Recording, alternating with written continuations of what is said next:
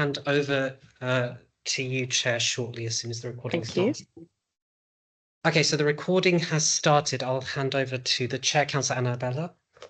Thank you. Good evening, everyone. My name is Anna Abella. I'm a councillor for Haringey Ward and I am the chair of this subcommittee. I'm going to start by introducing my fellow councillors who will sit on the panel this evening. Councillor Bartlett, would you like to introduce yourself? Hi, I'm Councillor Nicola Bartlett, councillor for West Green Ward. Thank you. Councillor Da Costa? Councillor Nick Da Costa, member for Highgate Ward. Thank you. Could the legal officer introduce himself, please? Robin Levitt, legal officer. Thank you. Could the licensing team leader introduce herself, please? Good evening, everyone. I'm Dale Barrett, licensing team leader. Thank you. And could the clerk introduce himself? Yes, I'm Nazia Chowdhury. I'm from Democratic Services and I'm clerk to the subcommittee. Thank you. So I understand we have quite a few attendees this evening because we're hearing three applications. I think the clerk is going to sort out speaking arrangements before we proceed. Is that correct? Yes, Chair, that will be fine. Yeah, okay. So we'll look at the application in the order that they're sort of presented on the agenda papers. Is the applicant for baby cakes here? Yeah, okay. And your name, sir? My name is Oisin Daly. I'll be representing the applicant, who is Atakan Kartal. Okay, thank you. And the registered objectors for baby cakes, if you wouldn't mind putting your hand up, whether it's physical or digital.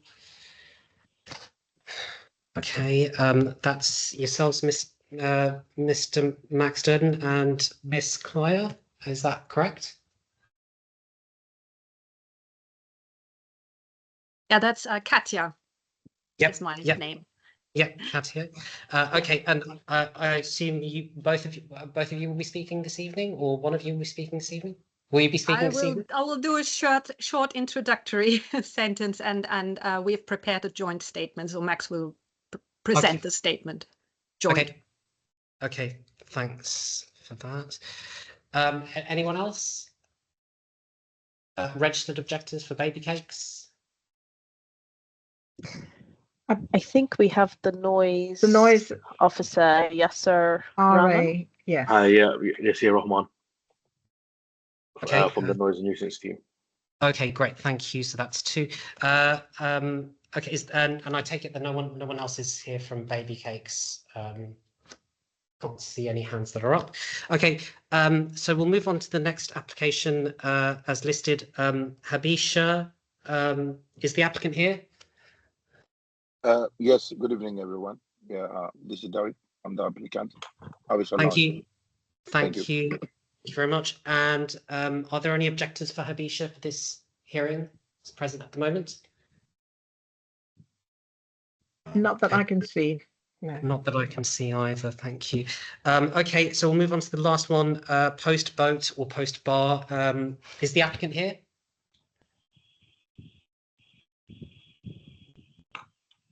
Okay. Not seeing the applicants. Okay, not okay. At this time. And are there objectors for post boat? I see Tom Jackson has put his hand up. Yeah, Tom Jackson from Canal and River Trust. Yeah, thank you, Mr. Jackson. Will you be speaking this evening? Yes. Okay. Anyone else? Mr. Darvish, put your hand up. Okay. I take it, Mr. Darvish, you'll be speaking this evening as well? Yes. Okay, that's two. Anybody else? No. Okay. Okay, thank you. That's so far that concludes all the speakers. So I'll hand back to the chair, all the speakers as they are present. So I'll hand back to the chair, Councillor Abella, if you would like to proceed.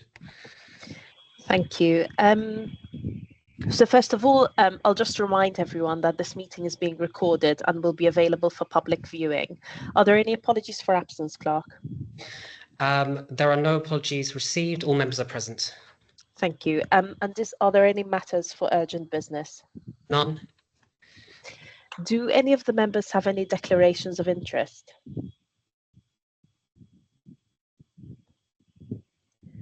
Is that None to a declare. no? No. No. Thank you both.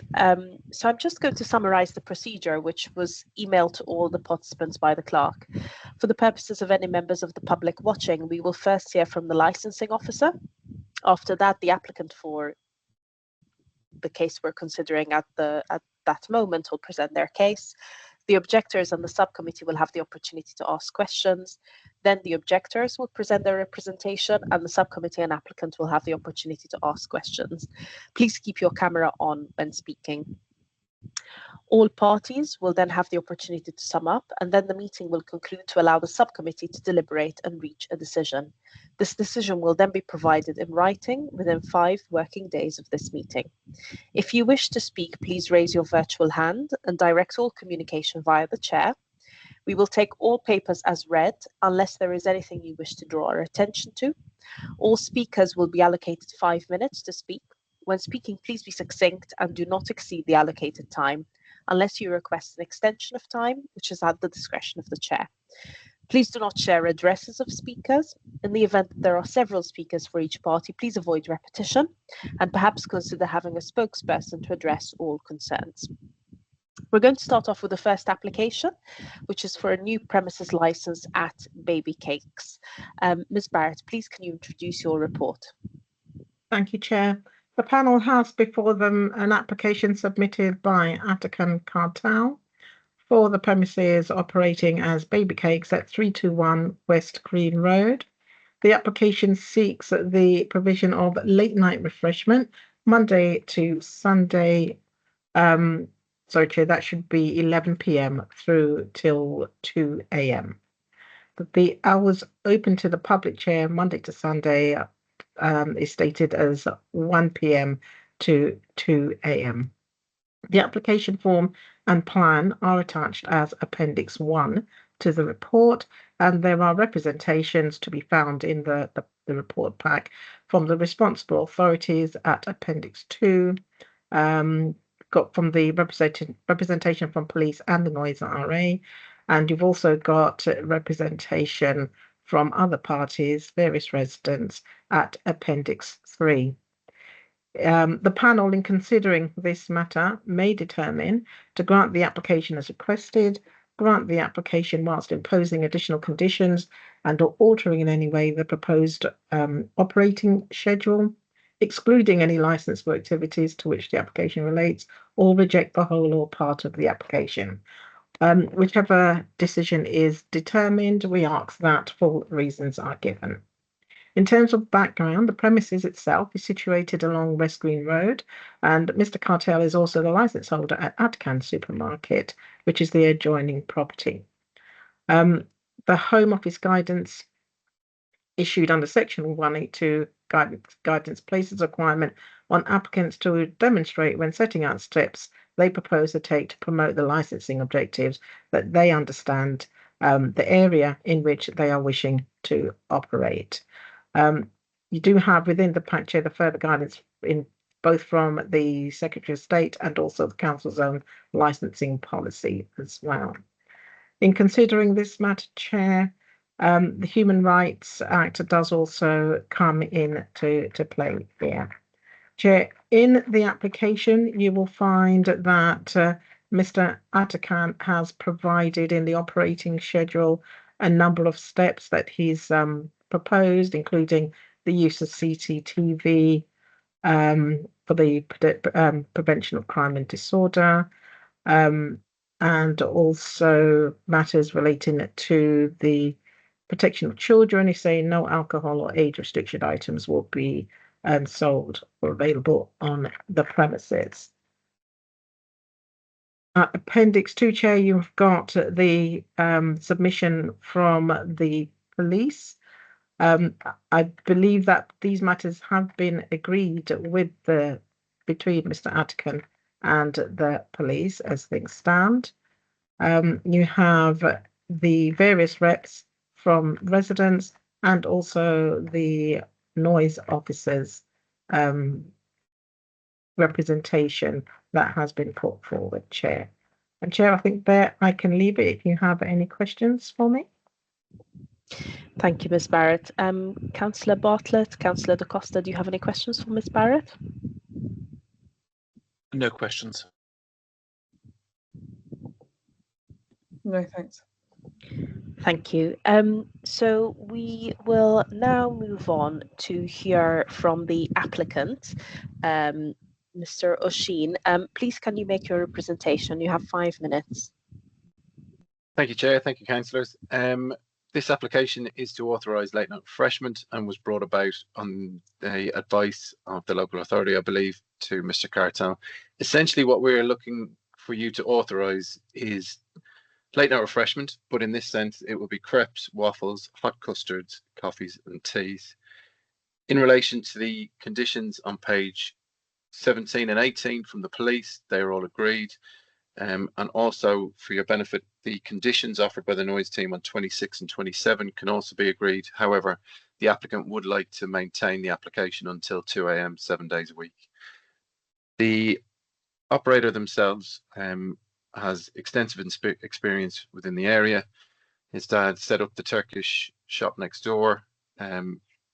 He's worked there for a number of years on and off. He's well aware of the issues in the area. The issues can be raised, and the intention of taking on this premises was to almost regenerate the area in and around the shop. What you will see if you have a look on Google Maps and go back 14 odd years, you'll see a small little pound shop in a state of disrepair.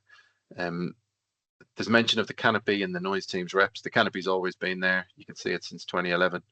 The premises itself now looks fresh and clean, and the applicant would like to authorise those provisions for the late night refreshments. In terms of the representations that have come in, whilst a lot of them do detail that there may be antisocial behaviour or crime and disorder, we would maintain that the operator is an experienced operator with knowledge of the area.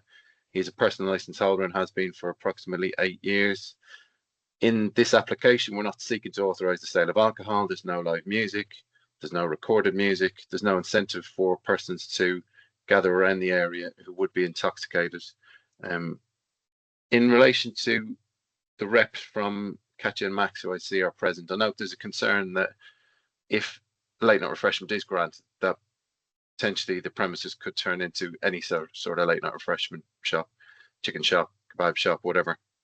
From speaking to Attican earlier on, there's no intention of that to happen. The dessert parlour complements the shop next door. There's no competition, and what we would then propose is perhaps an additional condition if you're reminded to grant the application, along the lines of that the premises shall remain as a dessert parlour, just to ensure that the legacy as intended in the application is maintained for the duration of the premises licence. In relation to any other elements of the representations, whilst residents may have concerns, we would maintain that the shop next door operates 24 hours. We've got a very, very experienced operator who knows the area incredibly well. He didn't go into this blind. However, the suggestion that he apply for a late night refreshment licence was taken on board. The shop hasn't opened past 11 p.m. since, and he is making this application in good faith to ensure that he's compliant with the Licensing Act. He has sought external counsel and myself and other licensing consultants to ensure that if you do grant the licence, any conditions that are imposed will be adhered to, and he will receive assistance from all those parties. I'm not sure how I'm doing for time, but quite happy to answer any questions you may have. Thank you, Mr. Daly. So I'll now take questions from the councillors. Councillor Bartlett, Councillor Da Costa, do you have any questions for Mr. Daly? Yeah, I do. Thank you. A couple of questions really. From what you said, I know the area quite well. I'm a councillor for the adjoining ward, so I'm quite familiar with that bit of West Green Rose. What's the thinking behind 2? Like, what's specific about that time? And also, from what you just said, was it the case that the shop was operating later than 11 without realising that it needed a licence, or what was the what's the change? Because I know it's been open for a little while now. What's the kind of impetus for applying for this at the moment? It would be to ensure compliance with the Licensing Act. The shop was open, and the advice of authorities, late night refreshment was required. Again, the items that will be for sale that would fall within the late night refreshment guys will be crepes, waffles, hot serve custard, and teas and coffees. So they will be the items there. Hopefully that answers that question. And the second question, I'm sorry, what's your second part of the question? 2 a.m. 2 a.m. really is kind of a sort of mostly to benefit the business. Obviously, the investment has gone in. And if you were minded to have a look on Google Maps at the premises next door, what you'll see from the timings and the concentration of when it's busy in there, you can see that actually that shop itself is, we were looking at it earlier on. So just as an example, in terms of Google tracks people's movements, you can tell how busy places are at certain periods of time. If you were to look at Wednesdays, for example, it's 4 times as busy at 2 a.m. than it is at 3 p.m. And again, on Saturday nights, it's far busier at 2 a.m. than it is at 9 p.m. There's a consistent kind of theme where the area is always busy at those hours. So there is obviously a commercial benefit to be able to serve people who will be in the area desserts, coffees and teas. Having looked at those figures, it would kind of suggest that it's not the case that, 11 p.m. in that area, everything goes dead and it goes quiet. And as you might have with some more residential areas, it seems to be fairly consistent throughout the day and indeed the night. Thank you, Mr. Daly. Do you have further questions, Councillor Bartlett? No, that's fine. Thank you. Thank you. Councillor Da Costa, do you have any questions? I do have a couple of questions. Thank you very much, Chair. Mr. Daly, can I just want to double check, because I think 2 different things have now been said. The current operating hours are till 2 a.m. Is that correct? No, they were operating beyond 11 p.m. At which point it was pointed out to them that they would need to apply for a premises license to authorize late night refreshments.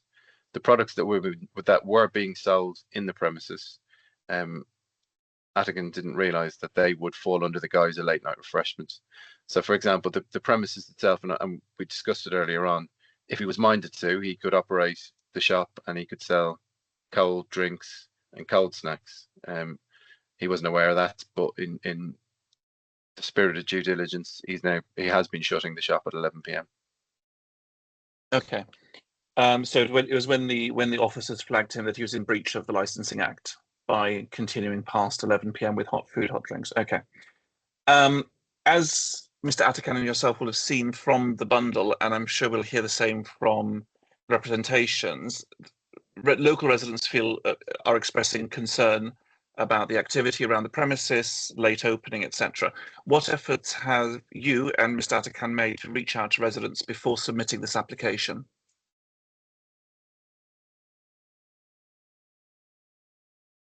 I think I'd have to leave that to Attican in terms of, Attican, can you give a brief on what detail you've spoken to? Sorry, so the question is, what feedback did you get from residents prior to the application and prior to the shop opening? Did you seek to consult with anyone? With the local customers that come to Attican Food Centre, they would before we got the place, we did ask locals that were planning to open a cake shop. Everyone was thing with it, happy with it, and we always said 2 a.m. with people that came and gone from the shop. That's pretty much it. They don't really anything else in that. Okay. If the subcommittee is minded to grant the application, how will you maintain ongoing engagement with the local community and residents? I already communicate with residents. Anytime there's noise complaints and stuff like that, the building opposite Attican Food Centre, the resident that has my number, they message me, I deal with it. It actually happened just before I put my application in. I think it was a week before. Member of staff in the shop had a speaker during the night shift, and he took it outside while he was singing. So the second that came to me, they messaged me. They said, "Look, there's one of your workers are playing loud music." I addressed it. Never happened again. I normally have a great relationship with everyone, all the locals, but obviously, like that's the most I could do, I guess. But anything happens, any complaints I get, I try to deal with it. With baby cakes, putting seats outside is a wonderful idea for business to attract more customers in, but I know it's going to attract more noise, more thing, and I'm refusing to put any seats outside. Anyone, like a lot of friends and family comes as well, everyone's telling me the same thing: put some seats outside, put some seats outside. It's going to attract more customers. I'm saying no, because that's going to attract the local alcoholic that's going to want to sit down and make noise all night. So I on my side, I do my best to keep the noise levels as low as possible, but there is a off license next door. Noise does happen, I guess, but we try to keep it as minimum as possible. So as part of that, if we were minded to agree the license, would you be happy for a telephone number or a direct contact to be displayed or given out to local residents if they have any concerns?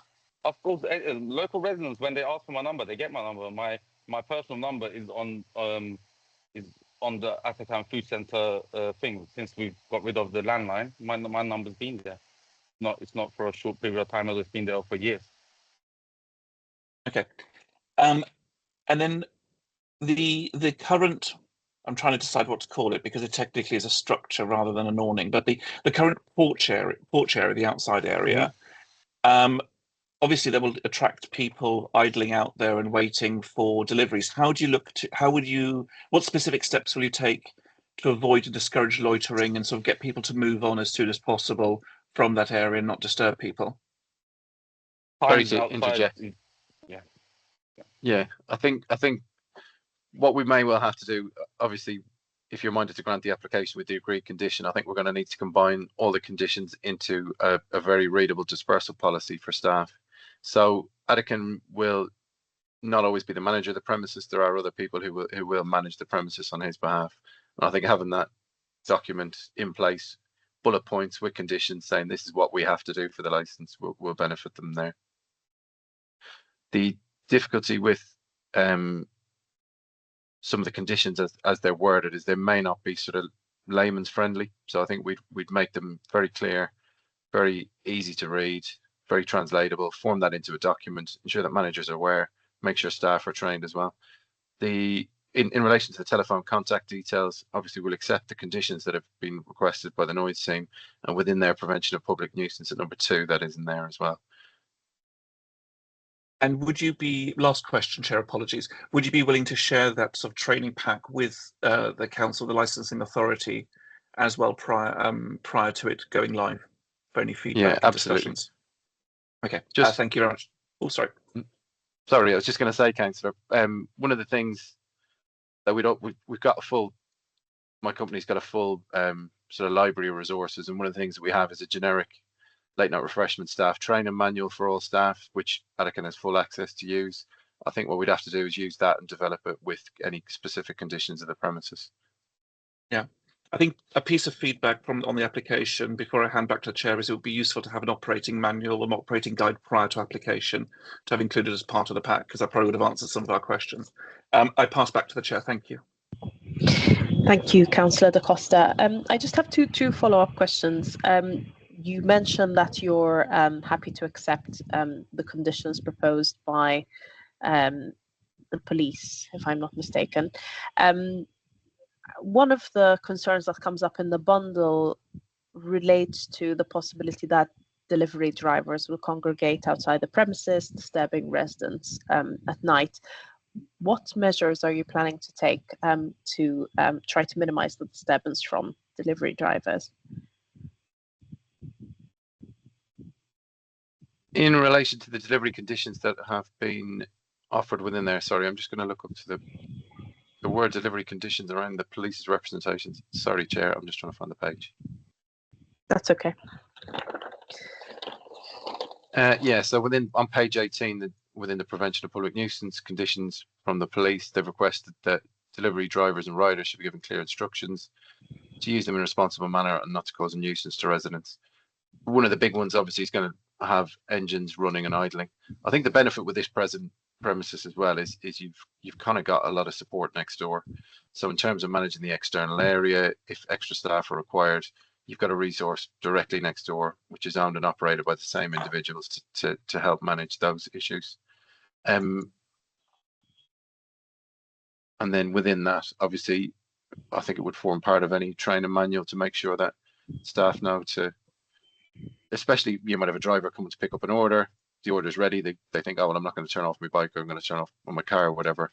It's just having someone on hand to be able to do that and explain to the drivers not to.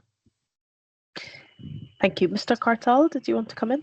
Yes. No one keeps their engine running in this area. I like no one will leave their engine running and go into a premises and come out. I just wanted to clarify that. If there is, I guess the most we could do is ban the person from through the apps. So whoever, if anyone keeps the engine running, there's an option of banning drivers from receiving packages. So that would be the best I could say. Thank you, Mr. Cartal. I have one more question.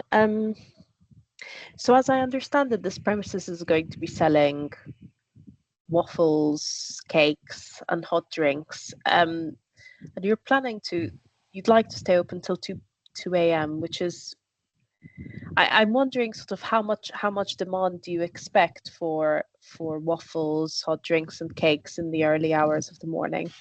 What kind of clientele are you hoping to attract through these hours? As we were open to 2 o'clock at first, not knowing the refreshment license, it's affected our business from 30 to 40%. Mm-hmm. So that's like the main thing. Like, it is good for business. There's a lot of footfall in the area at those times. My peak hours during the week next door is 3 a.m. is our peak hours. You guys could check Google as well. I feel like 2 a.m. is a good time to operate and to operate. Thank you, Mr. Cartal. And a lot of people finish work quite late. Not everyone has a normal 9 to 5 in the area. I want to put that out there as well. Thank you, Mr. Cartal. Councillor Bartlett? So just to check, because I may have misunderstood. So the application is for the shop to open both for people to come in, and also as part of there will also be a plan for delivery service as well, like on delivery, that kind of thing. We are already on delivery and all that.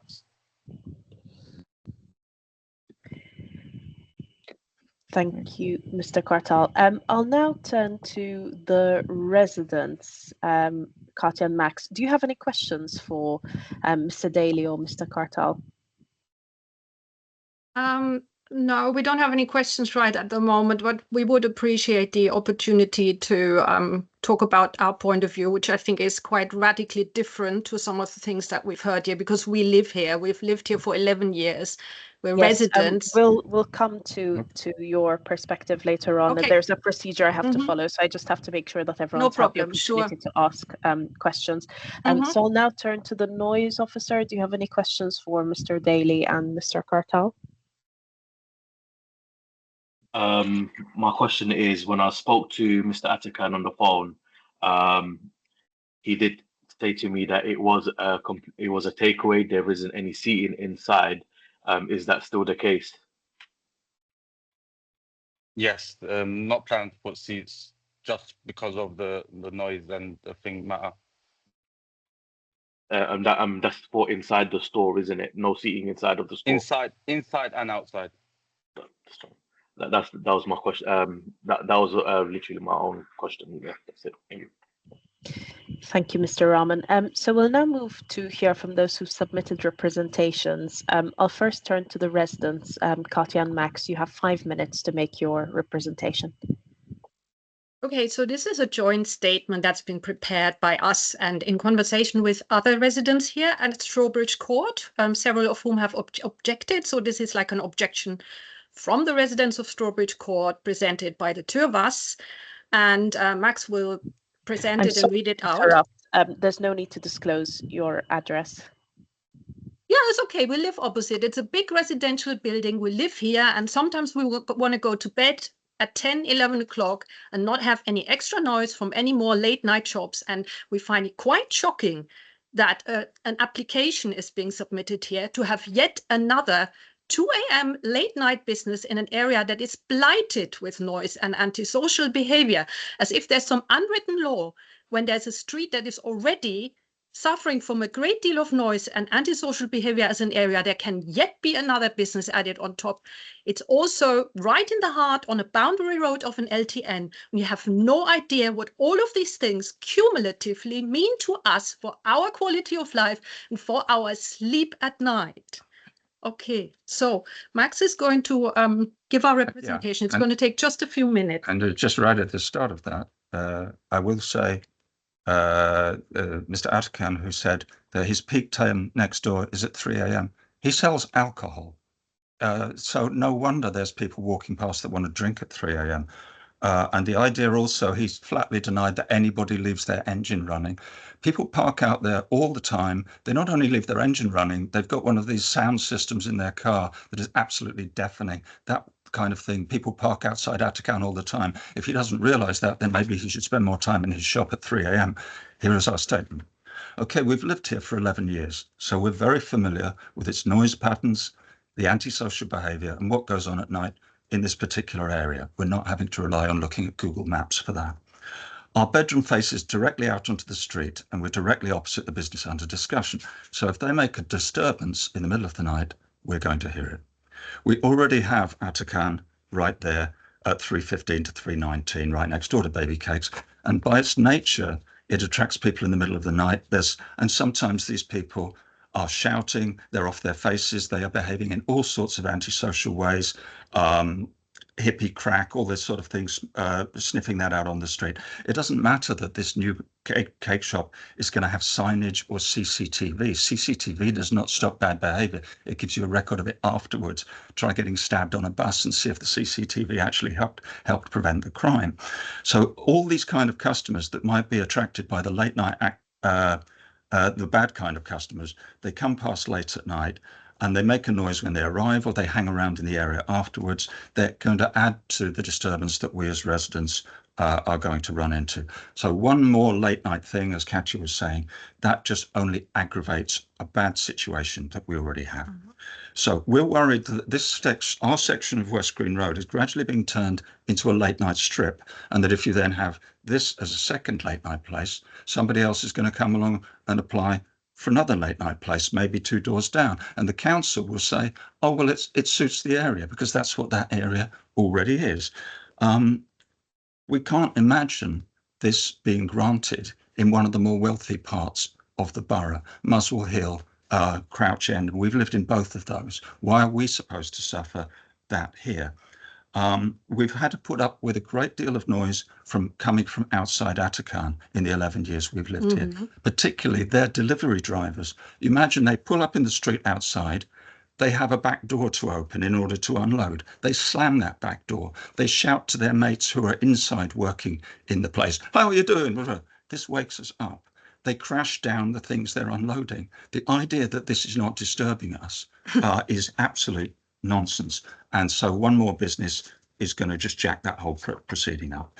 So there is a great deal of pressure on us already. It's stressful. We want to sleep at night. That LTN is lovely for the people who live in the quiet roads. But if anybody here voted for that LTN and they're going, oh, it's lovely, there's been, reduction in whatever.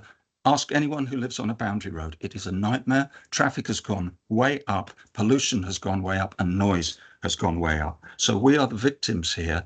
And this is yet another thing on top of that. The application displays a total disregard for the people who are unlucky enough to live in this little part of West Green Road and who actually want to go to sleep at night.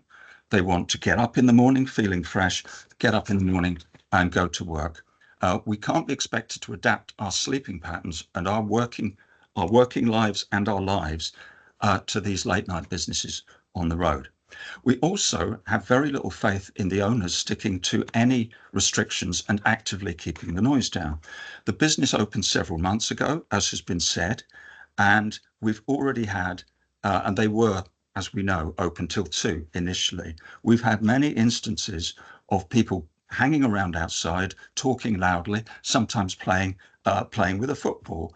And some of these people were not members of the public. These are the people who actually work in the business. At 10 or 11. At 10 or 11 at night, or even after they've closed at 11, they will hang around. The people who run the shop will hang around in the street, talking loudly enough or shouting loudly enough to wake us up. If we sound very upset about this, what you're seeing is because we are. We're not like some of the people here who are dealing with this theoretically. This is our daily lives, and this is a real situation.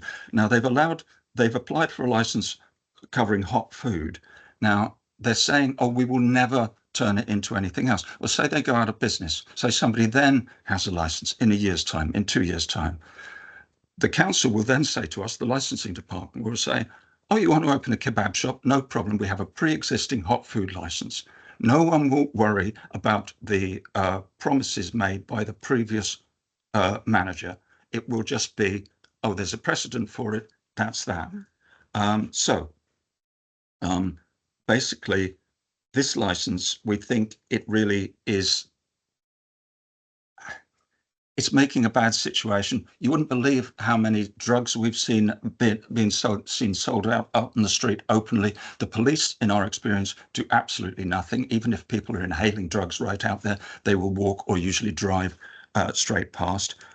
We feel like we're being abandoned to a situation where bad behavior is just tolerated.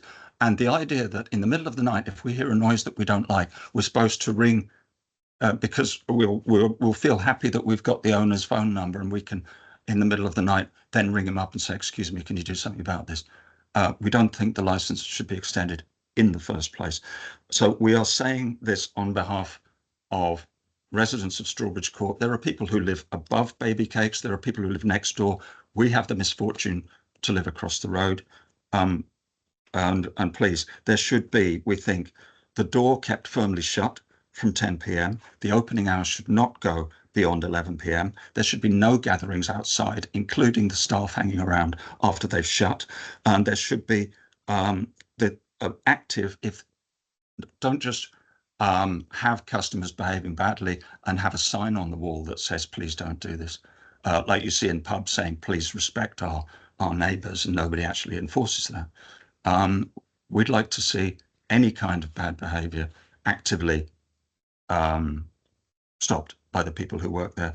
And the reason we're scared of this is that we've seen the people who work there we look out the window, who's making that noise, and it's actually them. So that is our problem. And I'm sure this is not what the applicant wanted to hear. But when we saw that this application came through, believe me, that was a very bad day for us when we first read the notice. Thank you very much for listening. I've noticed I gave you more than 5 minutes because you were two speakers. So I let you go on for a bit longer. I appreciate that. Thank you. Very kind of you. Thank you. So I'm going to take questions from the councillors now. Councillor Da Costa, do you have any questions? Yeah, I've got a couple of questions, if I may. Mr. Durden, Ms. Clear, you expressed concerns about the groups congregating outside and the general atmosphere late at night. How frequently are you observing this? Is it directly linked to Baby Cakes? And sort of what timeframes are you observing these activities and the noise disturbances? It is linked to the late night shop next door, I would say, because, you know, that's a 24-hour shop. They have an alcohol license, and it's also linked to the fact that this is a very mixed area in terms of the demographic that live here, but it's got a fair share of antisocial types, shall I call them? And it just attracts that, you know? And the awning is a big factor as well. The awning that's outside Baby Cakes permanently installed structure, which is just a perfect sheltering spot, especially in the rain, and it just invites that sort of thing. And we're worried that Baby Cakes, which has mostly been open till 11 o'clock only, the extended opening hours will, these people might decide, oh, I want a waffle as well, and I'll hang around outside, maybe not even under the awning, but they stand at the street corner and shout their heads off. This is just daily business. We've lived here for 11 years. It's not like we're little flowers and we can't live in a tough area like this. We can, but we just want to for it not to exceed endlessly, Yeah. Okay. Thank you for that. I suppose the other question is there a specific time it's worst? Are there certain days of the week that are worst? Just to give us a bit of an idea of, is there a pattern, or is it sort of consistently every day, every evening, etc.? Yeah, weekends and hot weather, as Katja just said, are worse. It can happen anytime. And as I say, it's a big problem with people. They're very proud of their flashy car and they'll park it out there with music that is loud enough to be heard 3 streets away. So anything that is open for business at that time of day attracts people. They stop, they go in there with their mates. The previous business, the Pound Plus store, which was actually very well kept and I don't get that from looking at Street View. I get that from having shopped there regularly in the last 10 years. That closed at 7 p.m. So that was not going to cause us problems after 7 p.m. But for instance, there was a late night restaurant which is no longer in business, and it used to shut at 3. It was about 50 yards in that direction. And when people wanted to continue that party, they'd come out of there at 3, go across to Atakan, buy lots of alcohol and stand on the street outside Atakan, sometimes for 2 or 3 hours until 5 or 6 in the morning. This is why we're scared of any new development. It's what we see in the street outside. And we got to get some sleep, There's lots of people who work normal patterns, I would say, They get up in the morning at 5 or 6 and go to work. And it's really this past 11 o'clock that's a bit too much to take. It really is. Thank you very much. I've got one more question, if I may, Chair. And, well, no, sorry, apologies too. So huge apologies, Chair. Sorry. So firstly, have you made complaints to the noise and nuisance team about the council about the incidents you've described? We have had quite a few dealings with them relating to this a restaurant just up from Atakan. It's called Umut, about two doors further that way. And their license is until I think 11, but they had a bad habit for some years of having their doors open and blaring very loud music at maybe 1 o'clock in the morning. And the trouble, you used to be able to call the noise team any day of the week, and they would come out often within half an hour, within an hour, or they'd call you back and say, is the noise still going on? Now there's only a couple of days a week that you can even call them. If you've got a noise problem on a Monday, that's tough, because this has changed. You can't actually call the noise team. That is disgraceful. Noise can happen at any time. And also with an area that experiences this type of noise a lot at night, it takes quite a lot of energy. You've been woken up at 1 a.m. to then face being on hold for ages, waiting for them to ring you back. Maybe if you've only been able to leave an answering message, essentially stay up even later instead of maybe putting your earplugs in, which, by the way, if you wear them daily, they give you ear infections, So we wear them quite a lot, these earplugs. We have to. So yes, we do have experience with the noise team, but that has been made much more obstructive by the people responsible for it in the last few years. And they take so long now to arrive. It might be 3 or 4 hours later that it's almost worse than useless, unless somebody's having an all-night party. Thank you. One last question from me, and this relates to what the question I asked the applicant and his representative. Have you raised concerns directly with the owner or manager about noise, the noise issues and the antisocial behaviour you faced? No, in this case, no, we haven't. What we immediately did as soon as we saw the application was to go to the council, because we've tried talking to various people over the years we've lived here and there seems a disinclination to even believe that there's a problem. And when your problem from early on with this business seems to be not just the behavior of the public, but specifically the behavior of the staff out in the street being noisy, those are not the people you don't want to complain about them directly to their face. I really felt like we'd be wasting our breath, quite honestly.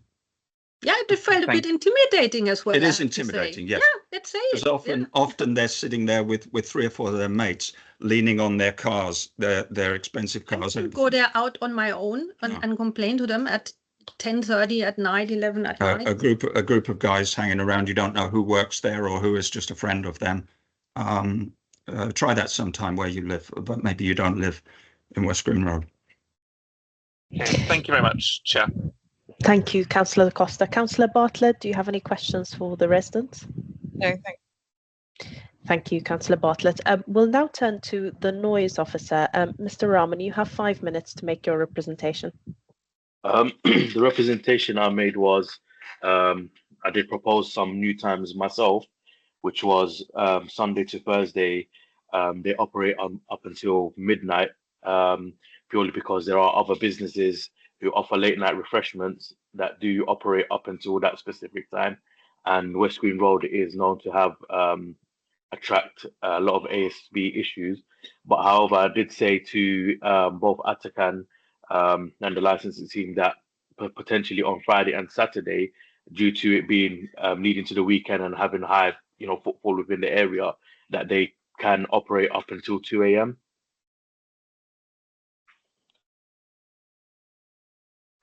Yeah, that's about it. You're on mute. Thank you, Mr. Rahman, and sorry about accidentally pressing the mute button. I realized that I did not give Mr. Daly and Mr. Kartal an opportunity to ask questions of the residents. So before I come to the councillors, I'd like to give you both the opportunity to ask questions to either the residents or Mr. Rahman. Thank you. Sorry, I did have some questions. I'm just going to remember what they were now. In relation to this application, Katja and Max, one of the things you said there just at the very start was around the what if they sell it and it turns into a kebab shop. I don't know if the legal officer here might be able to also reassure you that when a condition goes in a license, if the condition says it shall operate as a dessert parlour, then that is a condition on the license that has to be adhered to. So if someone was to try and put a kebab shop in there, they would be in breach of that license. That license could then be taken away. I'd imagine if they were to apply for something else, it would come before the committee again and might not get granted. I think if that condition was added and the legal officer present was give you some reassurance that it would have to be adhered to, that's the first question. Would that sort of appease some of your concerns? Not a whole lot, but because it all feels like a wedge. You open a little bit and then you open a little bit more. And everybody looks back, the planning department and the licensing department seem to look back at precedents and say, oh, well, it's already been this for a little while, so it's not much of a change to then do this. Yeah. We would prefer that it did not open later than 11. 11 is already late. We don't necessarily go to bed at 11 at night. Sometimes we go to bed earlier than that and we actually want to sleep. Yeah. So no, it wouldn't help. And with the 2 a.m. close, obviously next door is a 24-hour off license and it has been in operation there for about 25 odd years, and those flats 11 years. I think the flats have been there. So kind of the established precedent is the 24-hour off license. It has always been there. But the question is, what is the behavior and the around that, and does it cause a disturbance? And our experience, having been here for those 11 years, is that quite often, yes, it does. So I don't really care that supermarket has been there for 25 years. I care, here's another van driver waking us up. Here's another customer of theirs hanging around with his mates, and they're very, very loud audio system. Eating some crepes. Yeah, next. so the precedent of that doesn't interest me in the slightest, I'm afraid.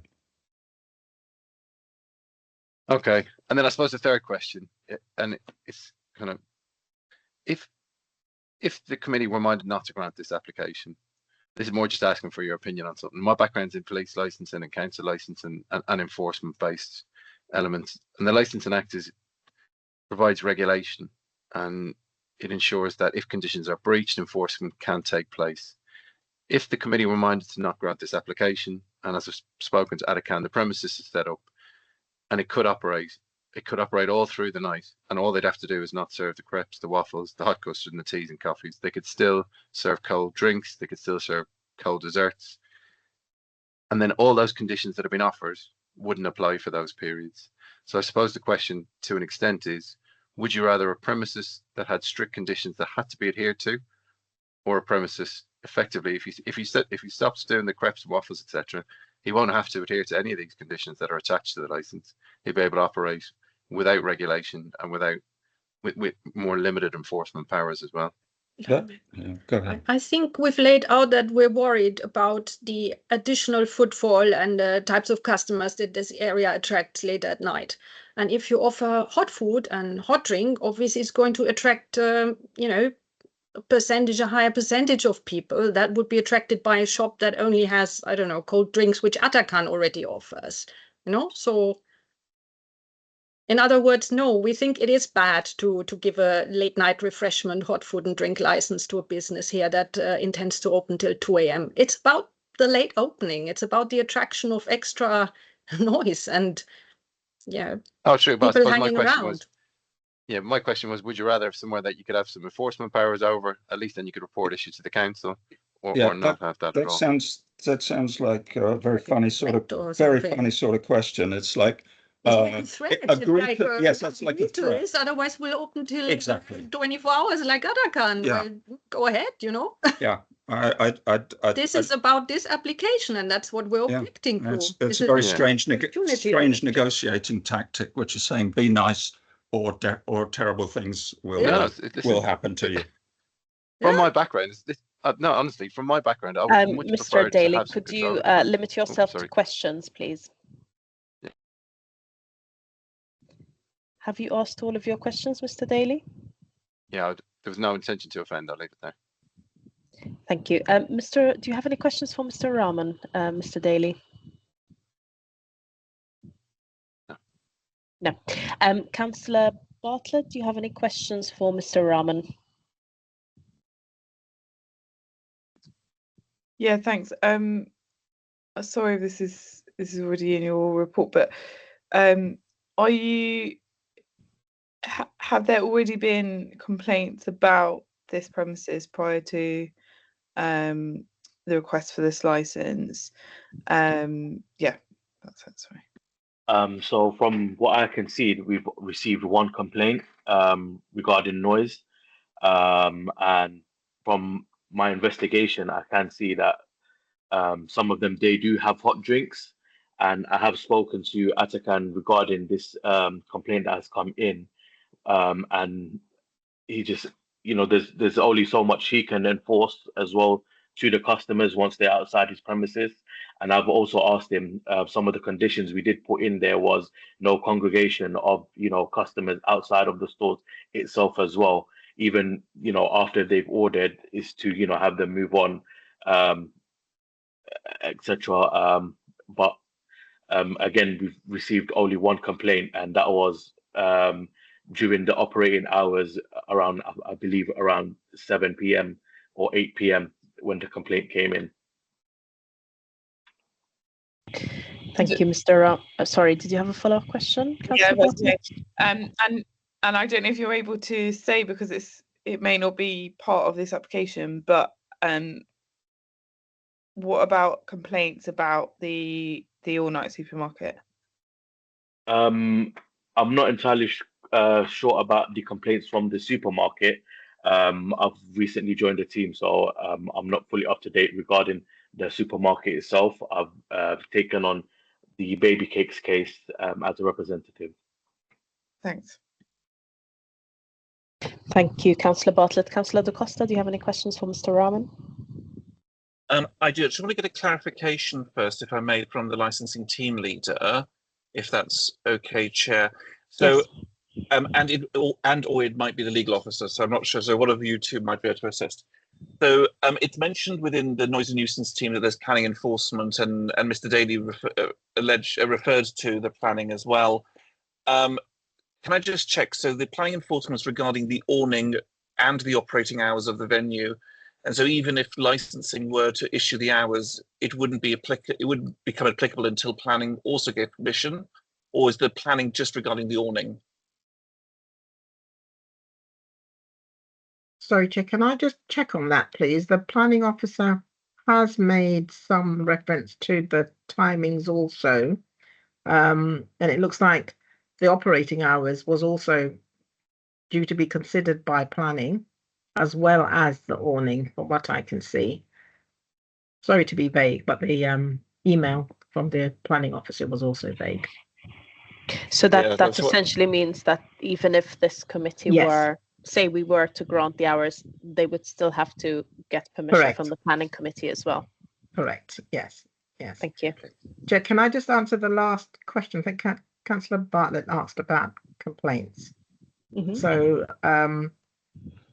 yeah, Mr. Rahman is correct. He is new to the council. So in terms of complaints, yes, complaints have been received with regard to the premises previously.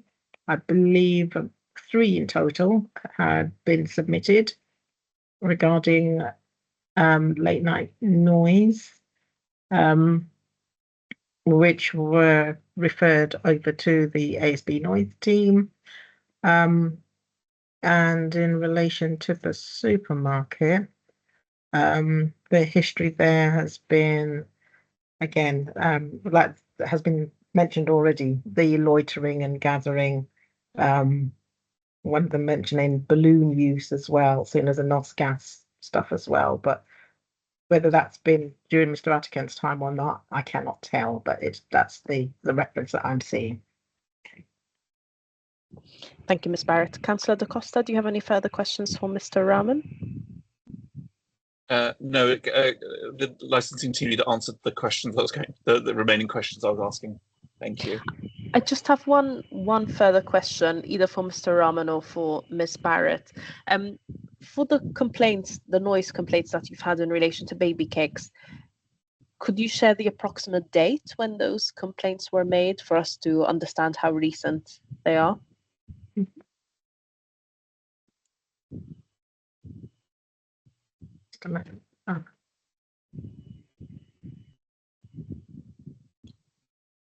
The one I have is around 25th of March 2025. Thank you. I'm seeing February 2025. Yes, in the licensing inbox. Yeah. Thank you. That's helpful for us to understand. So now that we've heard from everyone, I'm going to ask each party to briefly sum up their position. Put their hand down. Sorry, Chair. Can I just jump in very quickly? I Yes, understand that Miss Grace Howarth has joined us. Can I just ask? Can you just tell us perhaps who you might? You wouldn't happen to be a police representative, would you? No, I think she's from the Haringey Community Press. Okay, thank you. I think she is a local reporter. Is that correct? Yes, if you can hear me, yes, I'm a local reporter. I'm not from the police. Thank you. To confirm. Thank you. You can tell I read the local press, so I know who our local journalists are. So we're going to move to concluding comments. Mr. Daly, could you briefly sum up your position? Thank you, Chair and committee members, for this application. We would ask you to grant the application as applied for with the additional conditions offered, and would hope that you would consider adding an additional condition restricting the premises late night refreshment activities to a dessert parlour only. And just to maintain that, I think what you will have if you do grant the application is you will have a licensed premises with strict conditions that will have to be adhered to. The residents obviously attended and they will be aware of what those conditions are, and enforcement action can be taken and a review of the premises if it does turn out to cause an issue. Just in relation to the application itself, if the planning hours don't align with the Licensing Act hours, then of course Mr. Attican will be aware, especially through this meeting, that he won't be able to operate in contravention of the Town and Country Planning Act. He will have to adhere to those planning hours as well. And then just in relation to the area itself, there is an established late night business here that has been operating 24 hours for 25 years. This is obviously a new application which has to be taken in isolation, but to an extent the precedent has been set. Under the agent of change principle, the flats that were erected were sometime prior to the shop that has been operating in the area. So I think in relation to that premises, this is a modest late night opening, and that only proposes trading until 2 a.m. rather than 24 hours. Thank you. Thank you, Mr. Daly. Katya and Max, would you like to briefly sum up your position? Yeah, our position is that any late night opening, anything pushing later than it currently exists, is a disaster for us. And we hope some of the things we said have given you a glimpse into the reality of what it's like to live here rather than just operate a business and then go away again. And the idea that the supermarket across the road, Attican, has been there for years, and therefore that sets a precedent. It has set a precedent on many occasions of disturbances and antisocial behaviour happening around it. And you look at, the council seems to look at how many complaints have we had. If you think that everyone always picks up the phone and complains every time you get annoyed by these things, we don't. There are 40 flats in our building. There's a lot of people living here. So please bear that in mind. It's not just a road that people walk along. We're local residents. Thank you.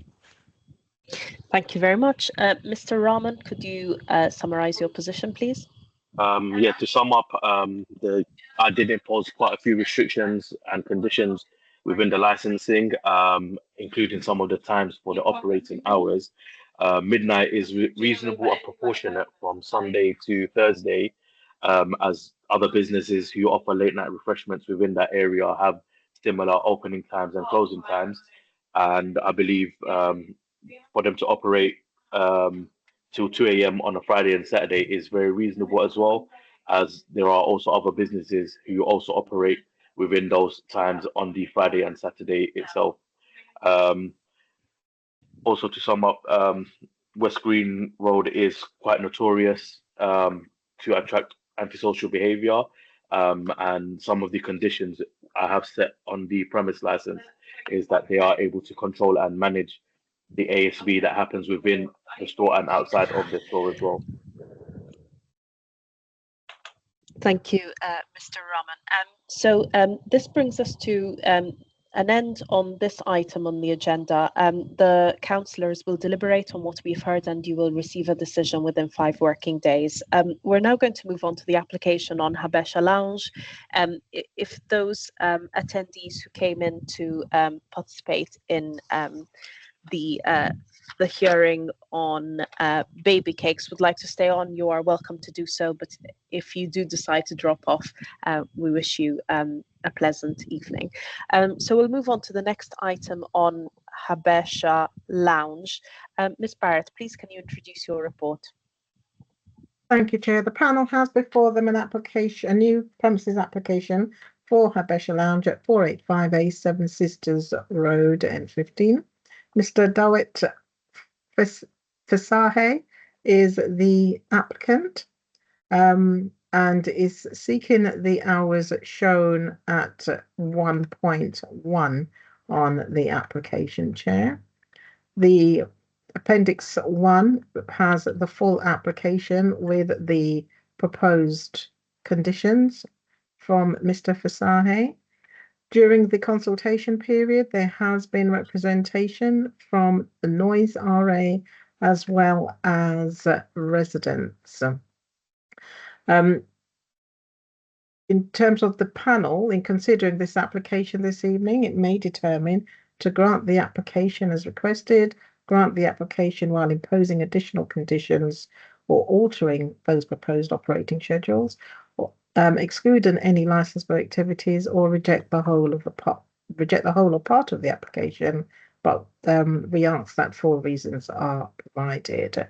The premises itself is situated along Seven Sisters Road in N15. The applicant has accepted representation from the Noise RA and police, and attempts have been made a number of times to make contact with the people that had made representation, but with no success.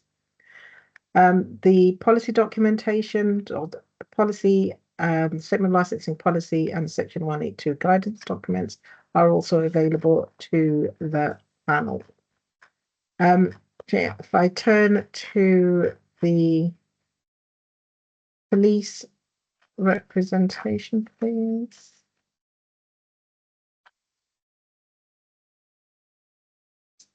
So it's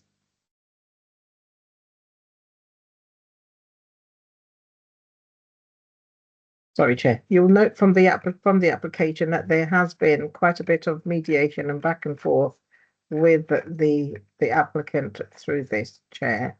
Sorry, Chair. And you do have the representations from the residents, in fact, who have also been contacted to make them aware of the reduced hours that have been offered and accepted by the applicant, but they have not come back to the authority on this.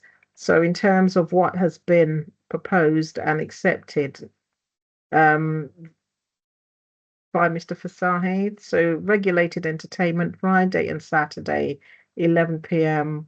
to midnight, and late night refreshment Friday to Saturday 11 p.m. to midnight. The hours open to the public Monday to Thursday would be 5 till 11 p.m. Friday and Saturday 5 till midnight, and Sunday 5 to 10 p.m. with the supply of alcohol, Chair, being for on the premises only. And Chair, there I'll leave it if you have any questions for me. Thank you, Ms. Barrett. Councillor Da Costa, do you have any questions for Ms. Barrett? No questions, thank you. Thank you. Councillor Bartlett, any questions for Ms. Barrett? Yeah, sorry, could you just go through the proposed changes? Yes, sorry.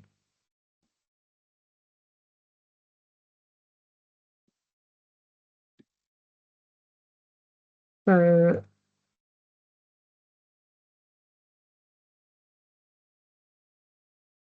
sorry, bear with me. I just moved away from the screen. Right. So the timings would be Friday to Saturday, Friday and Saturday for regulated entertainment 11 till midnight.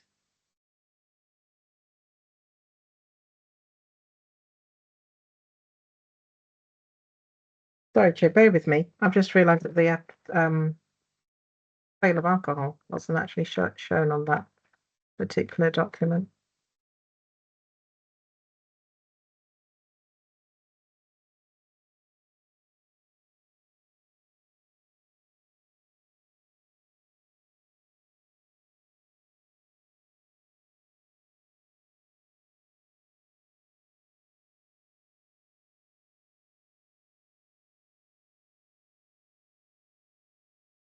Sorry, Chair, can you move on to hear from the applicant? Let me just find the police documentation, please, and I can come back to you.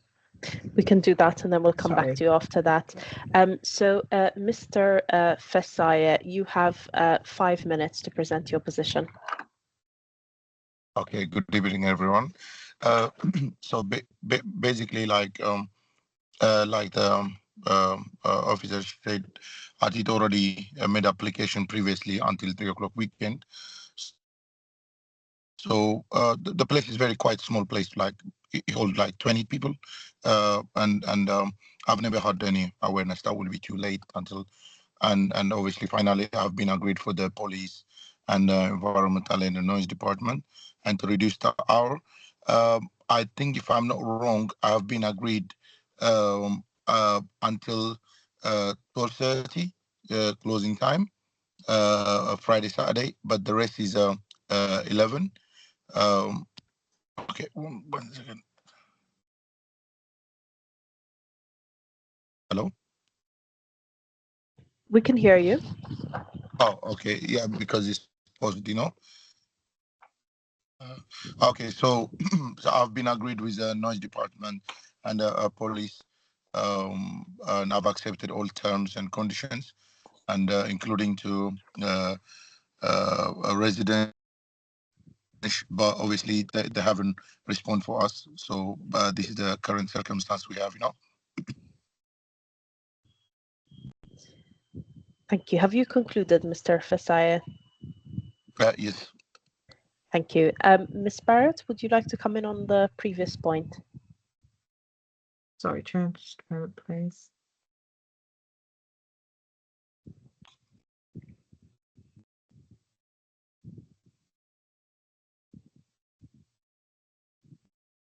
Sorry, Chair, I'm locked out of one of my files at the moment, so that's okay. We'll Sorry. we'll ask questions of Mr. Fasaya until you find this. Councillor Da Costa, do you have any questions for Mr. Fasaya? Yes, just wanted to clarify what steps will you be taking with your staff, particularly part-time or temporary staff, to be aware of the conditions that have been agreed, such as challenge 25 or the refusals log? Okay, thank you. Yeah, so basically all the staff need to be trained, especially for the children over 25, and sign will be put on the outside to make sure that the neighbors and the customer, when they leave, to make sure aware of the our and respect our resident, and basically, like including me and the staff, like I said to you, it will be a very small place. So we just want to make sure follow and accept. I mean, follow the condition and respect all the condition that has been given from the police and noise. Thank you very much. I've got no further questions, Chair. Thank you. Thank you, Councillor Da Costa. Councillor Bartlett, do you have any questions?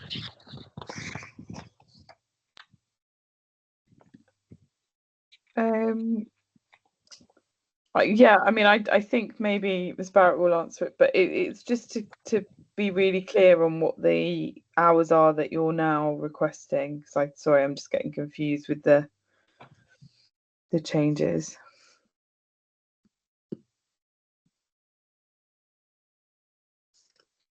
So could you confirm what time you now want to open till, what time you want to serve alcohol till, and what time you want to play music until? Okay, so weekend only, Friday, Saturday until 12:30, and the shop will be closed. The customer have to leave by 12:30. That's what the condition we have been agreed. And previously, I did apply until 3, which is sale of alcohol until 2:30, and premises will be closed by 3.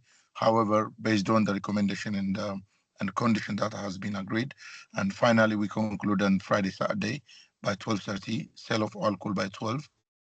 And the permits will be closed 12:30. And what time during the week? 11 o'clock. Right. Okay. I think it's Sunday is the 10:30. Okay. Thank you. I have just. Yes, Ms. Barrett. Sorry. So the hours of hours open to the public, Monday to Thursday, 5 till 11 p.m. Friday and Saturday, 5 till 12:30, and Sunday 5 until 10 p.m. And alcohol was finishing half an hour before those timings. And regulated entertainment was only on a Friday and a Saturday. and you'd only need it from 11 p.m. until midnight on those days. Because obviously he'd have the exemption, or should the license be granted, which would allow him up until 11 o'clock anyway. And also late night refreshment was only on a Friday to Saturday, 11 until midnight also. Thank you, Ms. Barrett. I just have one question, Mr. Fasaya. Do I understand correctly? So we have in our pack on pages 57 to 60 the conditions proposed by the noise team. Do I understand correctly that you have accepted all of these conditions? Great. Sure, yes. Thank you. And I understand, Nazia, correct me if I'm wrong, there are no objectors on the call this evening? None from the start of the meeting, and none have since joined, Chair. Thank you. So in that case, I'm just going to ask you to sum up your position, Mr. Fasaya. Okay, thank you, Comment. So basically, like I say to you, as a small place and very small, and a quite very small place, and it's hold up to 20 people, and we just want it for the small entertainment and people to sit down after work, and it's not going to disturb the neighbors, and obviously we don't have that much big space and the loud music, so it's kind of very cozy and small spot you will be. So that will be different from where currently other shops and the bar around there. So I believe as a small business struggling these days, and normally Haringey Greenland, that's my first business. I have other businesses around Islington. So I believe I'm going to have a good relationship with the council and with neighbors. And I believe this committee should consider the circumstance and standards, I believe. And thank you for the opportunity. Thank you, Mr. Fasaya. So we will deliberate on what we've heard after this meeting, and you will receive a decision within 5 working days. We'll now move on to the next agenda item, which relates to post boat on the river. Mr. Fasaya, if you'd like to listen in, you're welcome to stay on, but otherwise we wish you a pleasant evening. So we'll move to the third, thank you. We'll move to the third application on the agenda, which relates to a new premises license at Post Boat on the River. Ms. Barrett, please can you introduce your report? Thank you, Chair. I will. Chair, can I just note, please, that Mr. Tom Jackson has had to leave the meeting, but he has asked that his representation is read out and considered by the panel here. The panel has before them an application for Post Boat on the River, which is on the River Lee. This is for a new premises license to be able to provide alcohol sales from the boat.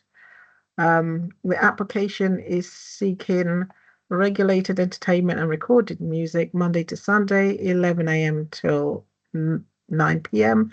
and the sale of alcohol Monday to Sunday, 11 till 9 also, with the supply of alcohol being off the premises only. At Appendix 1, you'll find a copy of the application form. The application did receive representations. There are representations from the police, from the noise of RA, and also from residents, from the Canal River Authority, who are responsible authorities in this regard, and also other parties. The panel may determine to grant the application as requested, grant the application whilst imposing additional conditions or altering anything in the proposed operating schedule, by excluding any of the licensable activities being sought, or reject the whole or part of the application. And the panel is asked to provide clear reasons. The boat is not officially moored at the proposed location on the River Lee, and the committee will note the various correspondence from the Canal River Authority making clear it is not giving permission for a secured location. The towpath also is not viewed as public highway and is therefore not within scope to be considered for a payment license application, for instance. A boat is considered premises under the Licensing Act 2003 when it's not permanently moored or tethered. That should be, sorry, or berthed, sorry. This means even if the boat is moving and not tied to a specific location, it still needs a premises license to sell alcohol. And for further guidance of the home port for licensing purposes is typically the location where the boat is usually moored or berthed. That is where the application for the premises license should be submitted. At the time when the pictures were taken of these premises, we did initially think that it was in Waltham Forest, so we did liaise with Waltham Forest, and it turned out that they were in fact on the Haringey side, hence the reason why the reported offering of alcohol, and that was gathered at the time. We then made contact with the people you have here this evening, the operators, who subsequently submitted this application, Chair. Within the pack also, you do have the links to the policy, the Statement of Licensing Policy, and the Section 182 guidance. And just a reminder that the Human Rights Act does come into play here. The application, I'm sure the panel has had regard to and read through. If I go to the representation, please. So the River Authority are saying that they are not giving permission, and that the boat itself is not authorized by them. The applicant will need to clarify whether or not they are actually in the throes of making an application or at what stage that may be at. But certainly, as far as we are aware with the River Authority, there is they are not in support of the application at this time, Chair.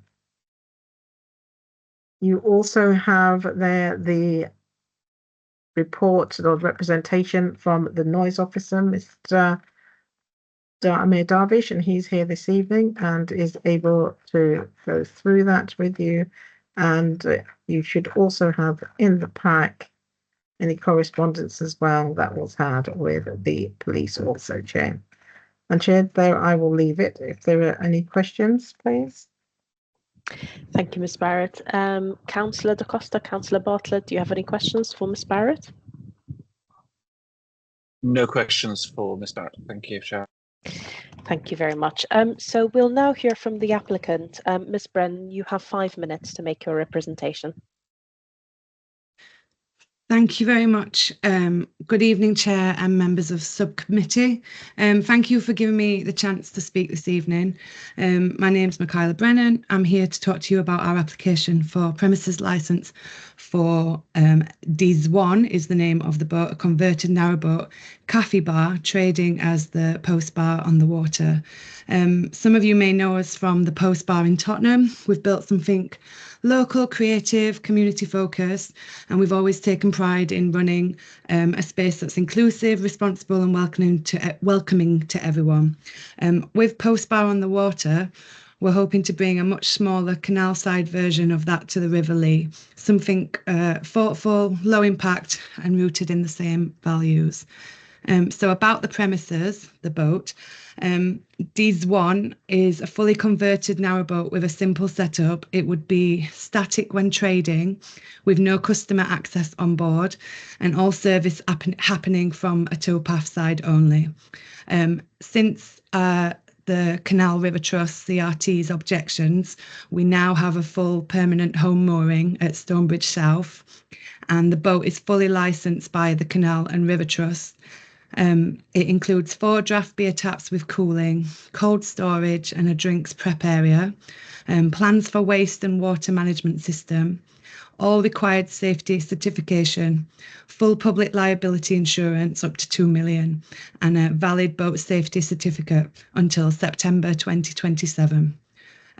I hold a personal licence for the sale of alcohol, and we've ensured all correct procedures and insurance are in place since our initial application. Trading in hours, we're planning to sell alcohol for off sales only, along with soft drinks and light snacks. Our proposed hours are we've put summer and winter, so summer 11 a.m. to 9 p.m. and we've put 7 days a week depending on weather and event permissions.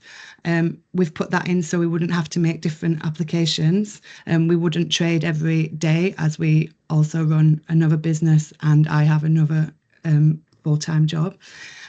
Winter one-off days tied to community events like Apple Day at Stonebridge Lock, or maybe like Christmas pop-ups. We'd operate from where we want to operate in Haringey is from a clear, spacious towpath location, such as the Hale Wharf. We call it the Rusty Bridge. And we would then continue to work with Canal River Trust if they would let us. I think there might have been some pictures of that area by Hale Bridge, where if anyone knows, the fish boat trades there with tables and chairs. And obviously we'd be mindful not to block, not just be mindful, we'd definitely not block towpath or cause any disruptions. We've put a lot of thought into making sure we'd meet all 4 licensing objectives. Measures we've already planned for include Challenge 25 age, obviously verification policy, no glassware, no amplified sound or lighting, no late night operations, risk assessments for any site that we moor at, a zero tolerance policy on antisocial behaviour. We're proud of our track record and we want this to be a positive, respectful addition to the area. Why it's a good fit for the local area, we believe the post bar on the water supports many of Haringey's goals, encouraging sustainable small business, activating underused canal space, supporting community events, providing something welcoming and well managed, and to contribute to the local economy without the need for permanent infrastructure. We're not looking to be doing anything big or flashy, just something well run, enjoyable and community minded. And finally, I think we all understand the simple pleasures of catching up with friends and enjoying a drink in a setting that's calm, safe and well looked after. And that's what we want to offer. Thank you for your time and consideration, and I'm happy to answer any questions. Thank you, Ms Brennan. Councillor Bartlett, do you have any questions for Ms Brennan?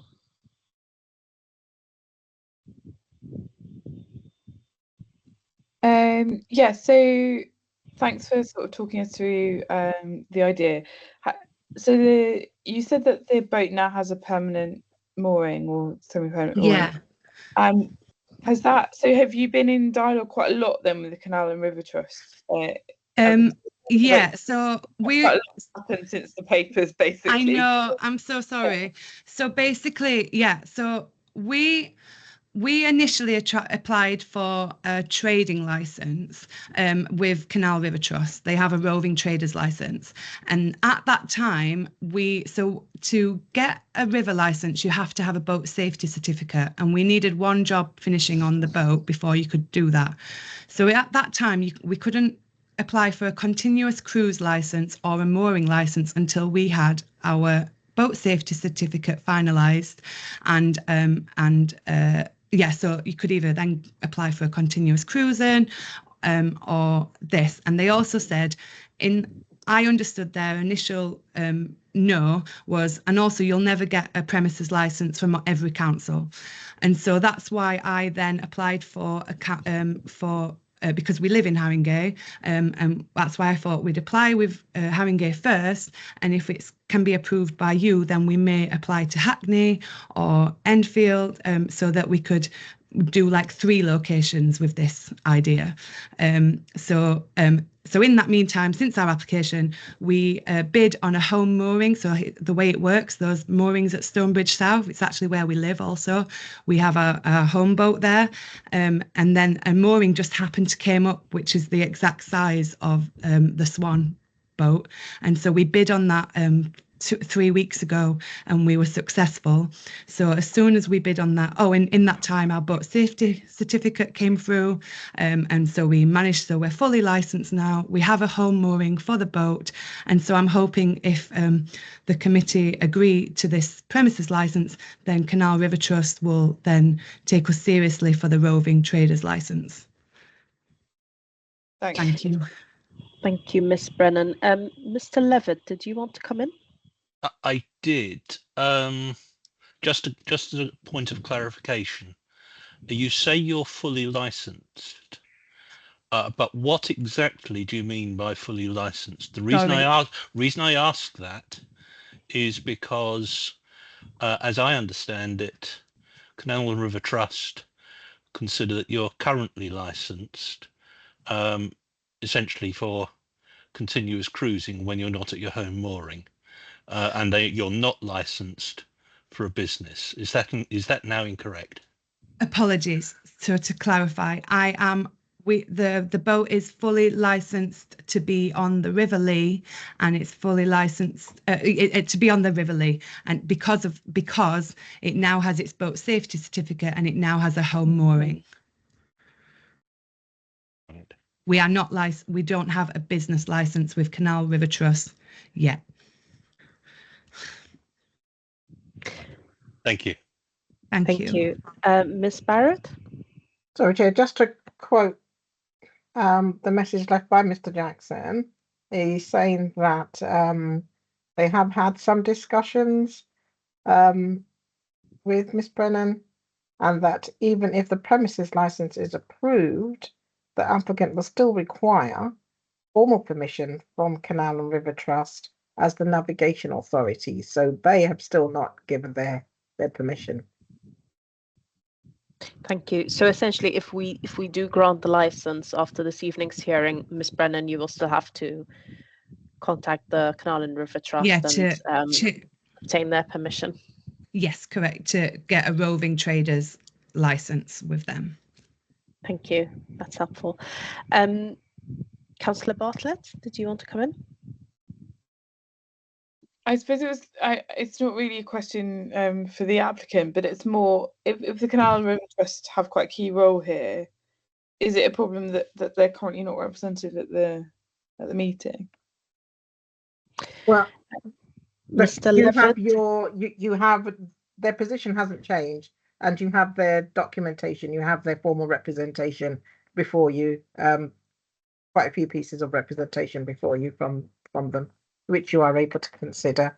And the officer was here, but obviously had to leave to go and attend to something else. Thank you, Ms. Barrett. Mr. Levitt, is this something you'd like to opine on as well? Yeah, very simply, I'd agree with what Ms. Barrett says. The representations have been made. The fact that the objector is not here may affect the weight which you give those objections, but since it's probably issues of fact on which there's very little contention, that probably isn't necessarily a relevant concern. Thank you, Mr. Levitt. Councillor Da Costa, do you have any questions for Ms. Brennan? I do. Yes, I have a couple of questions. So, as part of the bundle, there is, there are screenshots and complaints with regards to unlicensed trading, specifically the 15th of May, when you were selling alcohol apparently under no license. Under which authority were you selling alcohol? So on that occasion, I believe my partner set up the boat for some friends to come, and so we could take pictures. I've since spoke to him and realised that he did sell alcohol on that day, and so all I can do is hugely apologise about that. They would obviously, since we put our application in, we set up the boat for Mr. Darvish and the police to be able to explain and to show. But since then, we've not attempted to set up or anything like that since that occasion. You described in the application the service as a takeaway style bar. Do you accept that even off-sale alcohol, even sealed containers, could still be consumed nearby and potentially lead to unregulated drinking on the towpath? And how will you manage that? Again, as part of, I don't think we would go ahead unless we could get Canal River Trust to agree to that area by the Hale Wharf Bridge, because and then if we needed to, I'm not sure whose jurisdiction it comes under. We would then need to apply for a tables and chairs license and or persuade them to do, I don't know if you've been down there when the fish boat and other people have been there and set up, and how we did, I can't remember if I added to the pack a photo of our setup that we would like to do, and similarly in other places. Because yeah, of course, people, that's the point of, we want people to gather, like, you know, to come to the, like coming to a bar, but we wouldn't want people to come on board. It's not big enough for that. I appreciate that. I think the question I've got, and maybe tables and chairs, that they're all dependent on approval. But how will you manage if you're given tables and chairs or not given tables and chairs? Yeah. There's still a problem with drinking on the towpath, drinking right by the canal, drinking by Havelock. How will you manage that situation and avoid problem drinking and antisocial behaviour and potential people getting far too drunk and falling in the canal? Oh no. Well, no. So we're responsible. I'm a responsible personal license holder. We wouldn't be selling to people that are drunk. We would make sure we've put again in our setup, we put up barriers so that you can't come past after actually one of Mr. Darvish's recommendations. We've built a thing where you would buy where you were come to the bar. There's no way of stepping into the canal or anything like that. We'd have more than one person working on the boat. So we'd have one off the boat and one on, so that we could manage the towpath areas. And again, we would add CCTV and things like that. We, again, when we met with the police officer, apologies, I can't remember her name. She at first raised those concerns as well, Mr. Costa, and I said, I understand, I live in the area. From my boat, I live on Stonebridge South Moorings. I look across, and when we first moved on, I saw muggings and things like that happen. And I think we would actually be there with CCTV, with a responsible business, and I think it would encourage stopping any antisocial behaviour, because people are not going to be doing things like that if there's people around. And she actually agreed that might be a good deterrent. Okay, sorry, can I just check? I think you mentioned it, and I think I might have missed it. Apologies.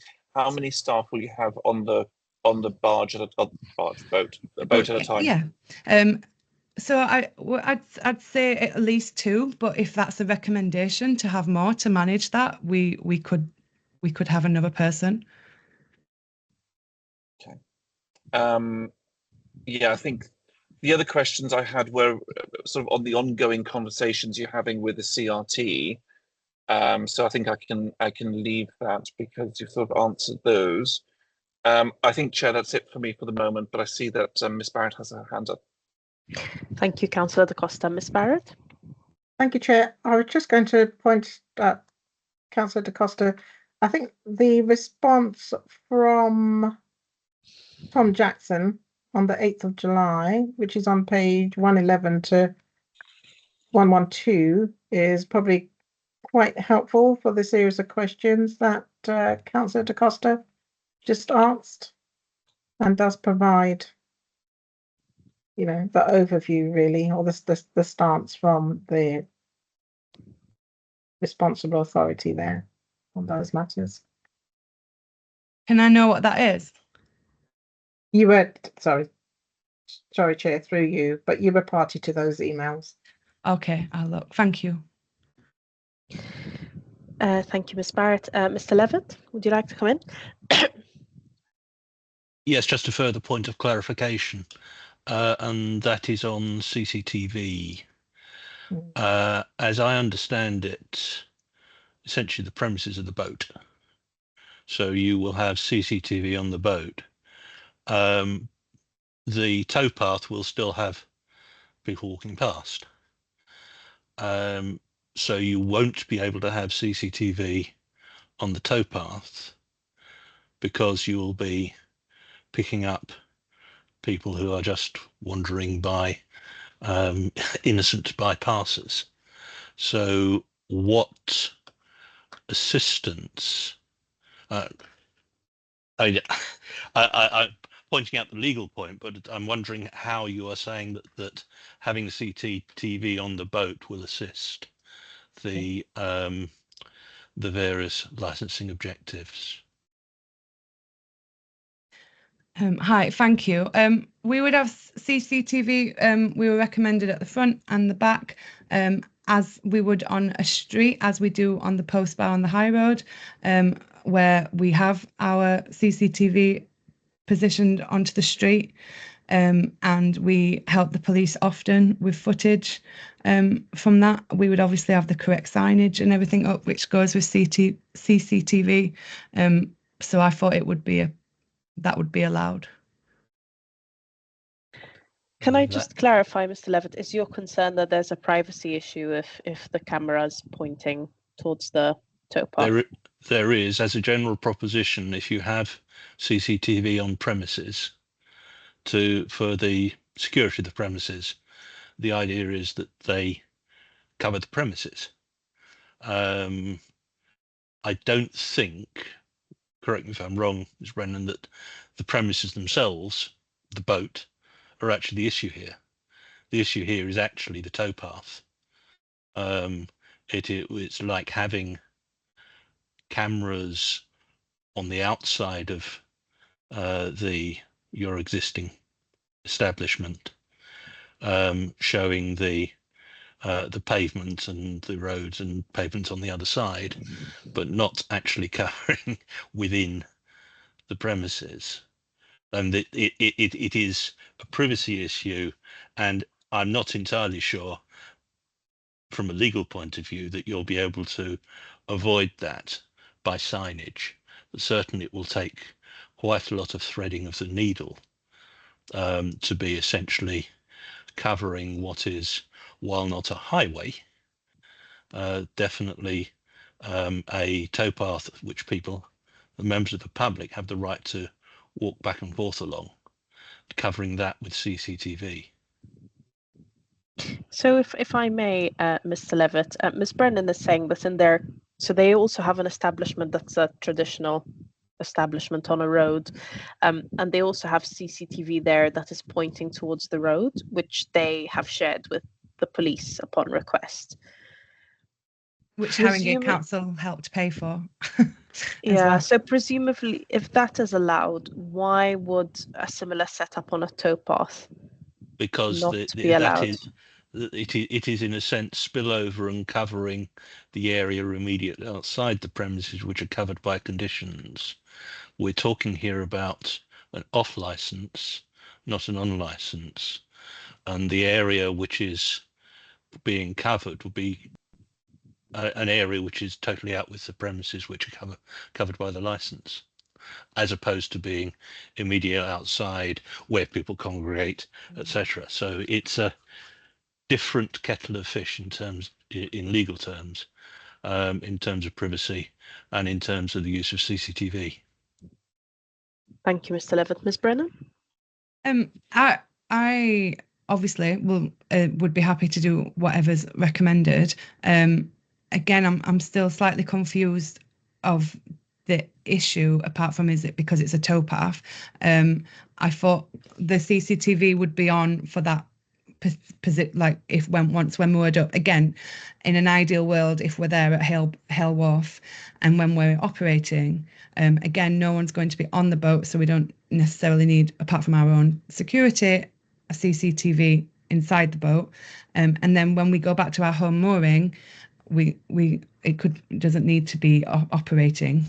I don't know if that helps, but again, we're open to anything. We were recommended that by both Mr. Darvish and the police officer.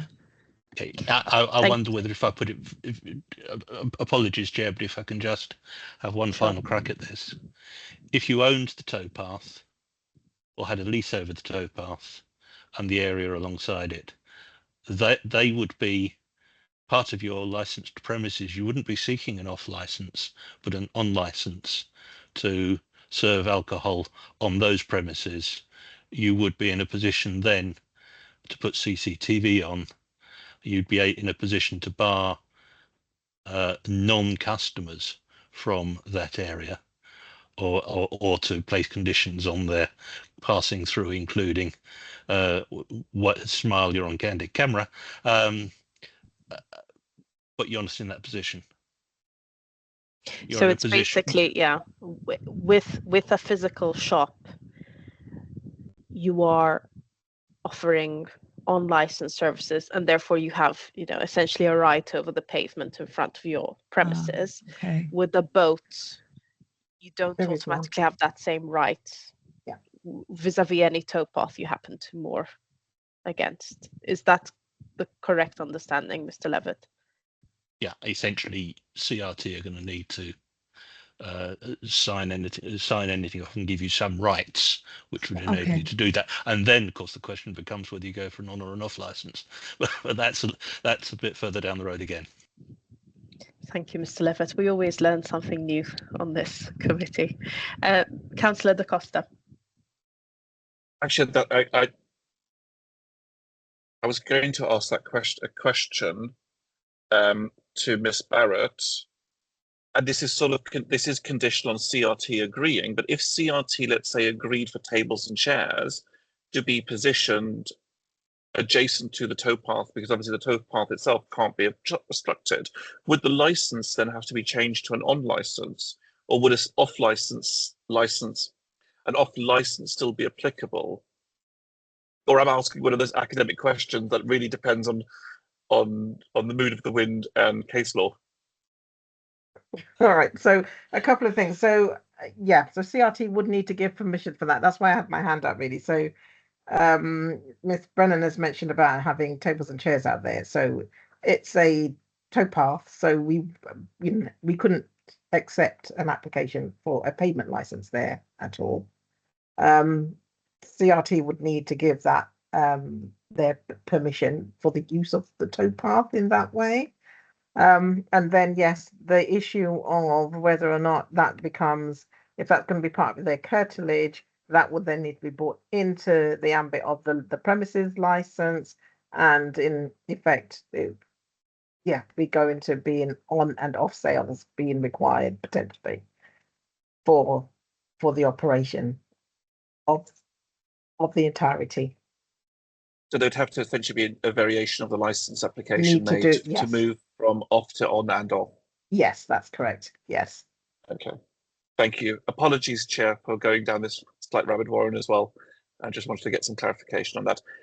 I have one more question for the applicant, and it does state in an email from Mr. Jackson that you previously had a license, but then that expired or you didn't use it. What was the situation there? You know, what's preventing it from happening again? That was the river license, and that came down to, so you have a boat safety certificate. Apologies if people do know this. So you have a boat safety certificate and it lasts for 3 years, and then you get re-inspected, and then you get another boat safety certificate.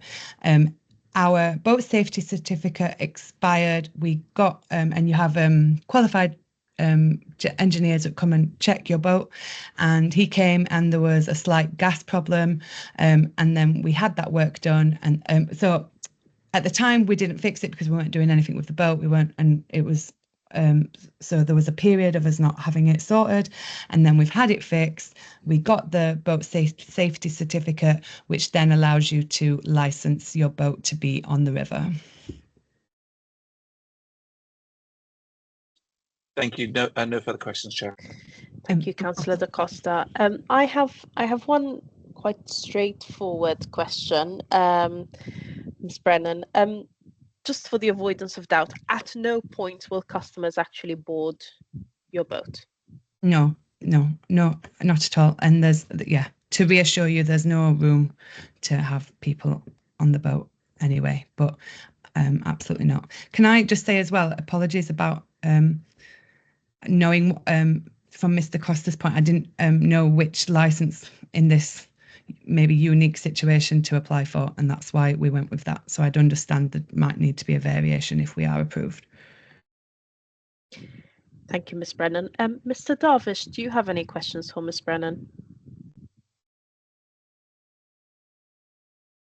Good evening. Hi. I have met you, Ms. Brennan. At the moment, I don't have any question.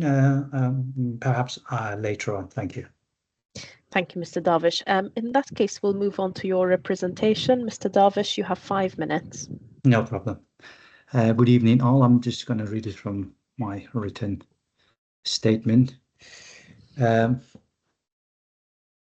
I'll give a quick background. On 4th of June, we received a referral from the licensing team regarding a report of a vessel operating on the River Lee between Stonebridge and Tottenham Lock, allegedly selling alcohol to the public without a premises license. The report included social media advertising, which now I believe they've been removed, suggested that a vessel was linked to the post bar located at Tottenham High Road, which was mentioned earlier on. The Canal and River Trust, Mr. Thomas Jackson, I believe he's the regional mooring manager, also confirmed the vessel did not have permission to moor at the location at the time when we received this report. Throughout the investigation, I established that indeed the vessel was connected to the post bar. On 6th of June, I issued a formal warning letter to Ms. Michaela and Brennan and Mr. Clement Martin. Apologies if I didn't pronounce any of them correctly. They were advised that it's an offense under Section 136 of Licensing Act 2003 to carry out licensable activity without the appropriate license, and were instructed to cease such activities immediately. Then following that, the named individual submitted the premises license application. During my visit on 20th of June, I conducted licensing visit in relation to their application. During that visit, I observed a significant safety concern regarding the gap between the vessel and the edge of footpath, where customers were expected to place order. Additionally, the vessel appeared to be unsuitable as a licensed premises due to the absence of essential safety measures, including appropriate safety equipment, functioning CCTV, and any document action plan for managing hazardous situation or emergency. These deficiencies raises a serious concern about the logistical capacity to respond efficiently to incident at the location. During the visit, the applicants inquired about placing tables and chairs on the adjacent green area. I advised them to consult Ms. Barrett and the Canal and River Trust, as I could not confirm land ownership or permissions. Broader concerns were noted regarding operation and regulatory suitability of the using vessel as a licensed premises, which including the absence of necessary permission from relevant authority. The Canal and River Trust objected to the application, citing safety concern and potential to the rise of antisocial behavior, lack of mooring permission. The licensing authority advised the applicant that the pavement license could not be granted for a towpath, as the towpath are not considered highways under pavement licensing regulation. Additionally, I'm aware that Mr. Thomas Jackson has communicated directly with the applicant and that they cannot support the application for roving trader selling alcohol, and there are no available moorings suitable for this type of operation. I'm sure that you all have the communication objection from Mr. Jackson. And then based on my investigation, the site visit corresponded with relevant authority, I recommended the refusal of the premises license for the following reason. The safety concern regarding customer access and serving alcohol near body of water, the rise of antisocial behavior, public and noise nuisance associated with alcohol consumption. The site is unsuitable for licensable activity due to the regulatory and operational limitation. The vessel lacks the appropriate mooring permission. Hence, We believe the application does not meet the requirement of holding licensing objective, in particular in relation to public safety and prevent of public nuisance in crime and disorder. Thank you for your time. I'm happy to answer any question. Thank you, Mr. Darvish. Councillor Bartlett, do you have any questions for Mr. Darvish? Thank you. So are there any mitigations that you think could be put in place that would mean that it would meet the requirements, basically, or is your opinion that it's kind of an unsuitable proposal in an unsuitable location? I think there are, it won't, the problem is the location, is the towpath next to somewhere that when the weather is good, lots of people can, have access, and also alcohol use next to the water. So the combination of these factors, I think it wouldn't be wise to have such premises as somewhere that you can provide alcohol to the public.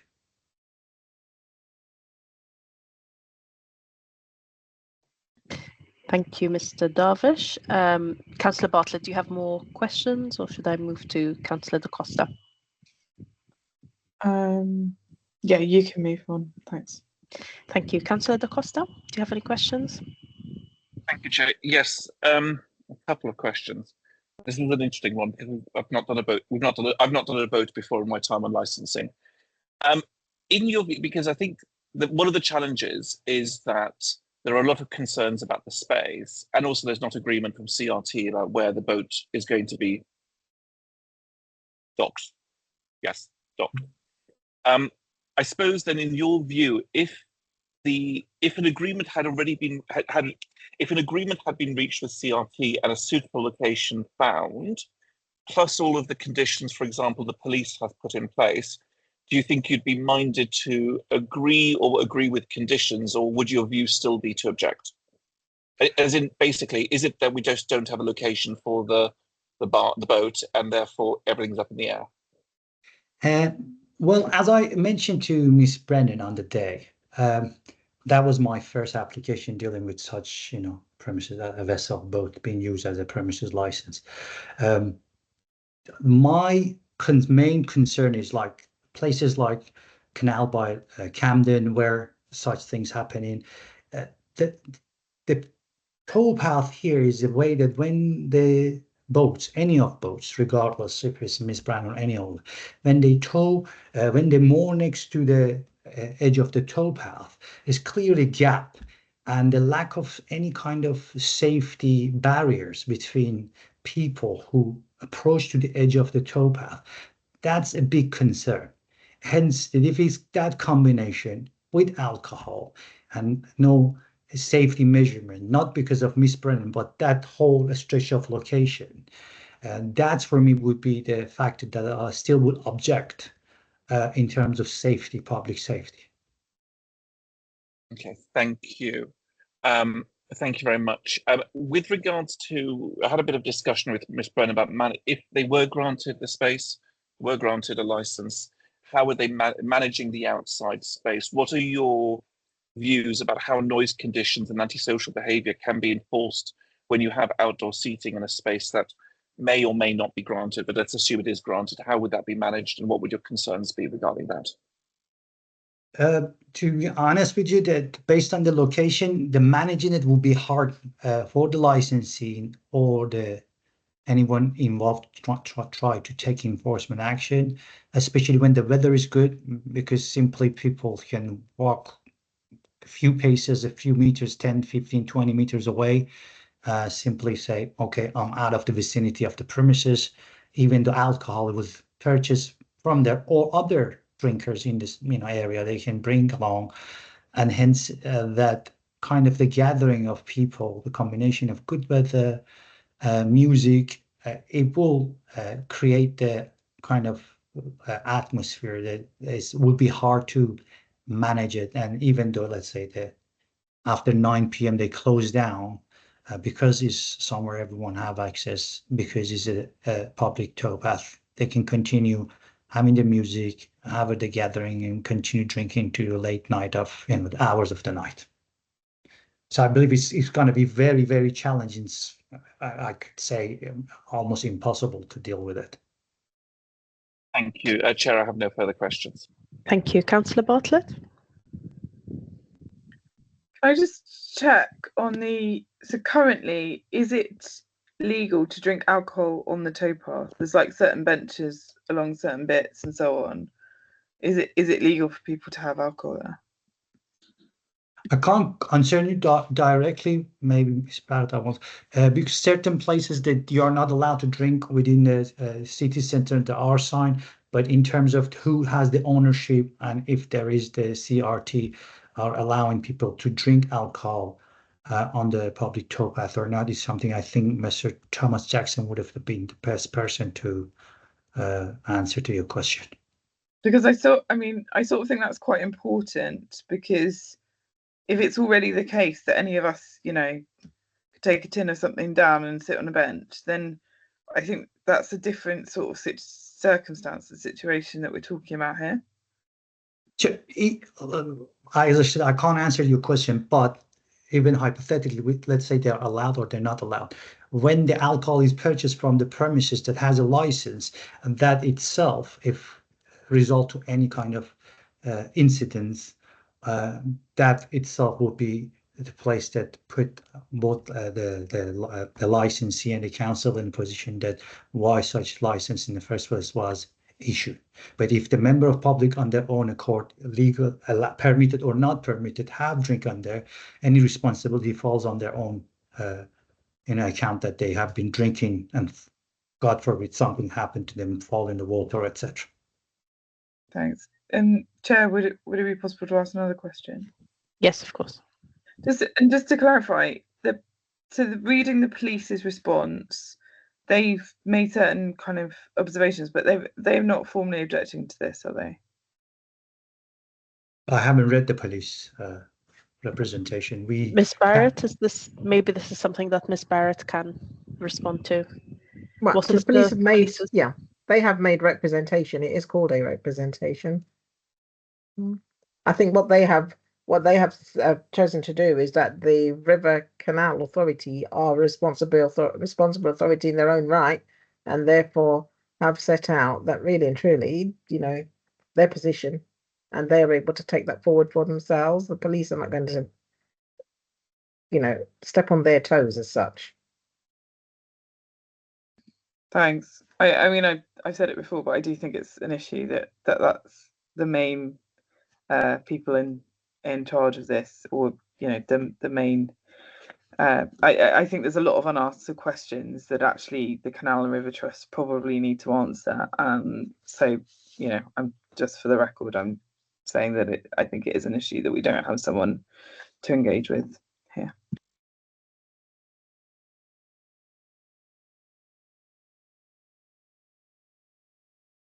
You're on mute, Councillor. Essentially, the Canal and River Trust representative was invited to the meeting. He attended, and he said that in his diary he had only blocked 7 to 8. I don't think it was the case that the council only blocked 7 to 8 in his diary. So he made a choice to leave this meeting and to leave us only with the written representations. Yes, that was a choice that the Canal and River Trust made. I do have one question, which potentially is more from Ms. Brennan rather than for Mr. Darvish. But as I understand it, Mr. Darvish, one of your concerns is that people who purchase alcohol from the Svan might become intoxicated. They're on the towpath, so they're close to water. There is a risk that there might be an accident where someone who's intoxicated might fall into the water. Ms. Brennan. Sorry to interrupt you, just to clarify, not yes. That plus the fact that when they're more next to the edge of the towpath, there's a visibly a gap, not just between the Miss Brennan boat, but all the other boat I checked throughout that stretch. is because of the way the layout of that towpath and the mooring. There's always I a see. gap there. Yeah. I see. So in light of that, I have two questions for Ms. Brennan. I think the first is, given this concern about the gap, is there any way you could potentially mitigate that by either setting up some kind of ramp or asking one of your colleagues who is on land to serve drinks and food? That's the first point. And then my second point was, you've asked for a license that covers both regulated entertainment and the sale of alcohol. Would you be open to the idea of not selling alcohol, given the safety risk that Mr. Darvish has pointed out? So those are 2 points that I'd be keen to hear your views on. Yeah, so on the first point, so when we had our meeting with Mr. Darvish, he made some recommendations, and and to be honest, a lot of the we felt it was quite a really positive meeting with you. So we were quite shocked to see your objections the day before we were going to meet with you again. So we did all of your recommendations and we agreed to meet you on the Friday, and your objection came in on the Thursday before. So the second, we were meant to meet you again on the Friday and show you everything that you recommended on the day. But the day before our meeting, you sent the objections as if we'd not done any of that. So that was quite frustrating. And what we had done was the boat, exactly as you recommended. We have built, it's like an extension. So there is no chance that when you're purchasing a drink or snack, that you can go into the water, which I believe I sent photos of. Yeah, so for the second, of course, if we weren't given this permission, we have this bar boat now, which my partner has painstakingly built. That's on him. And so he's a chef as well. We serve food at the post bar, and we have a second idea of selling like empanadas and food and things like that, and soft drinks if we're not granted this license. But it obviously, we know it's a small boat, it's a small business. Alcohol makes more money. We're not out for like having parties outside the boat and people, well, that's why the license is, we've only put till 9. We would actually probably go back. There's only certain nights of the year that it's light at 9 o'clock. That is just for those certain nights, is why we've put 9 p.m. We would always, you shouldn't really travel on your boat at night, even though you have navigation lights and things. We would always travel home before dusk. Yeah, I understand the concerns, but I hope I've answered your question. Thank you. That was helpful. I'll come to you shortly, Ms. Barrett, but I just have one follow-up question for Ms. Brennan. So you mentioned this extension that you have now constructed, and you mentioned that there was a photo of the extension, which I understand you've sent to Mr. Darvish. What was the photo in our pack? I thought I had sent it to Miss Barrett as well. Again, I can send that on after this if necessary. And also the other recommendation on sorry. sorry. I think Miss Bartlett, Councillor Bartlett has found it. Which page is it on?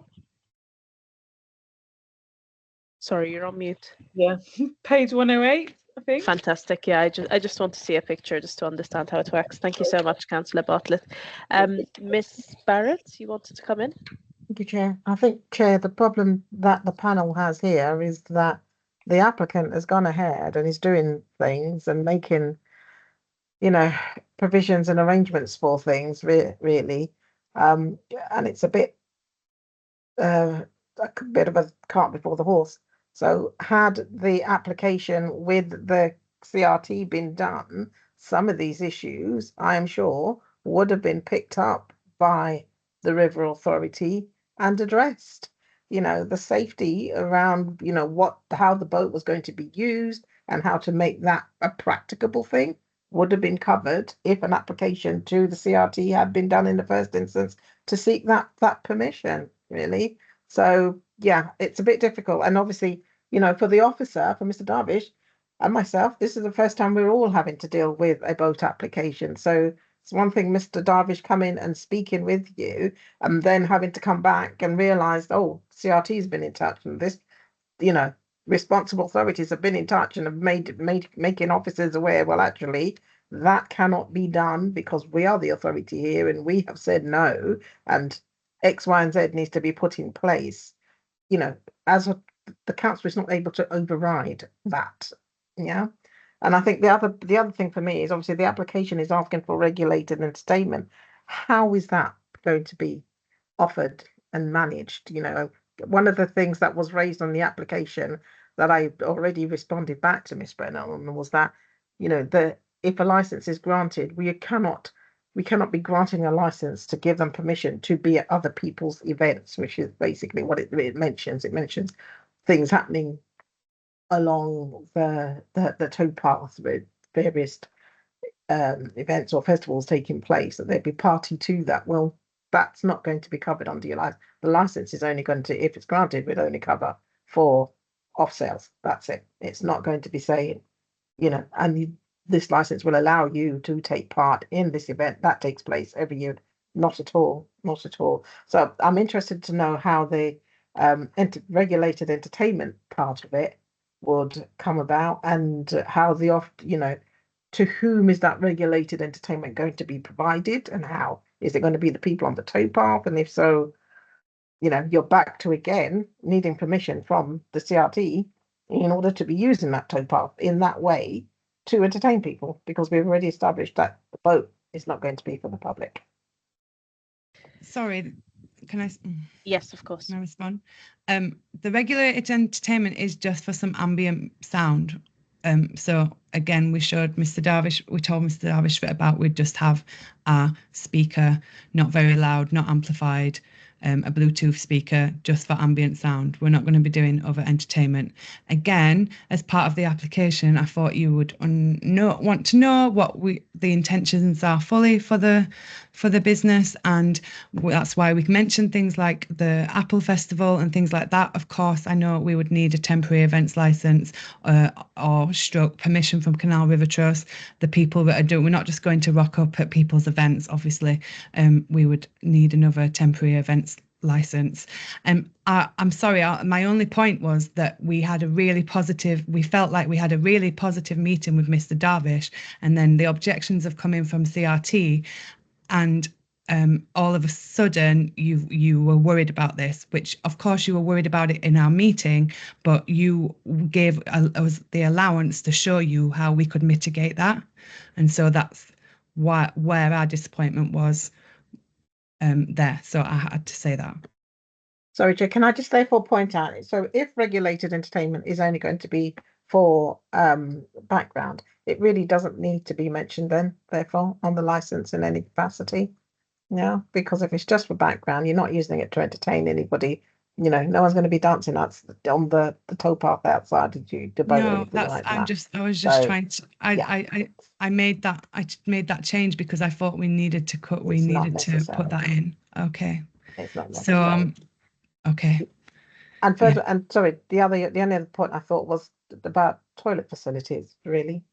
So, you know, if you are wanting to do, or think you want to do something wider, tables and chairs and so forth, and food being available and all that, what amenities are nearby for customers, therefore, if you were able to get the license to have the whole setup, tables, chairs and all, what amenities would be nearby?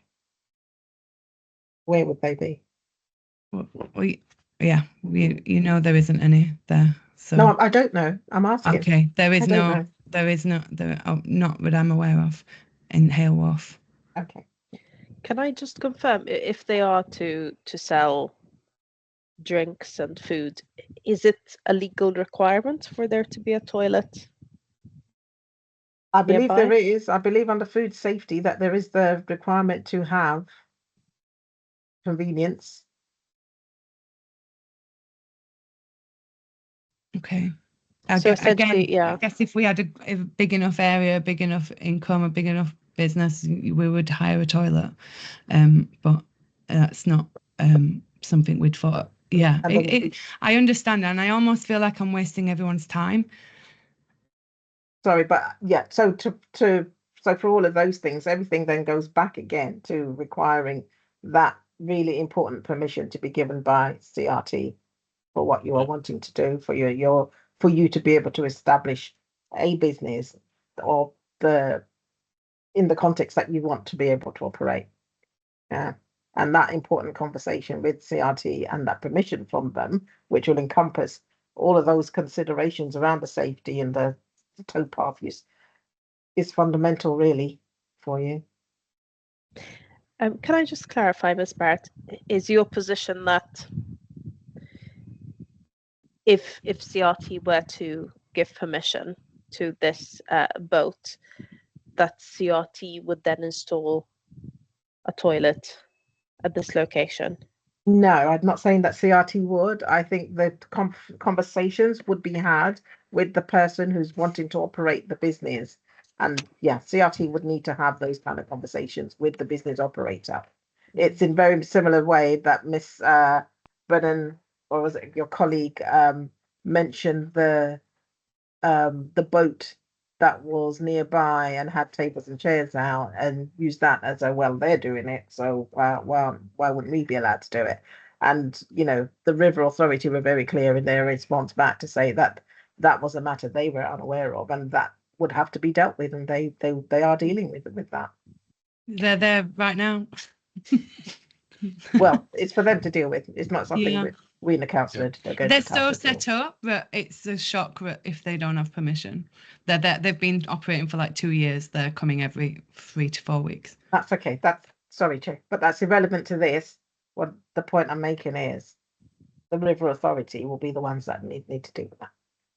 And just for the avoidance of doubt, for Miss Brennan to serve food and drink from the boat, there is a legal requirement for there to be a toilet nearby. There would need to be some form of amenities nearby for customers, yes. Okay, all right. I was not And aware also of that.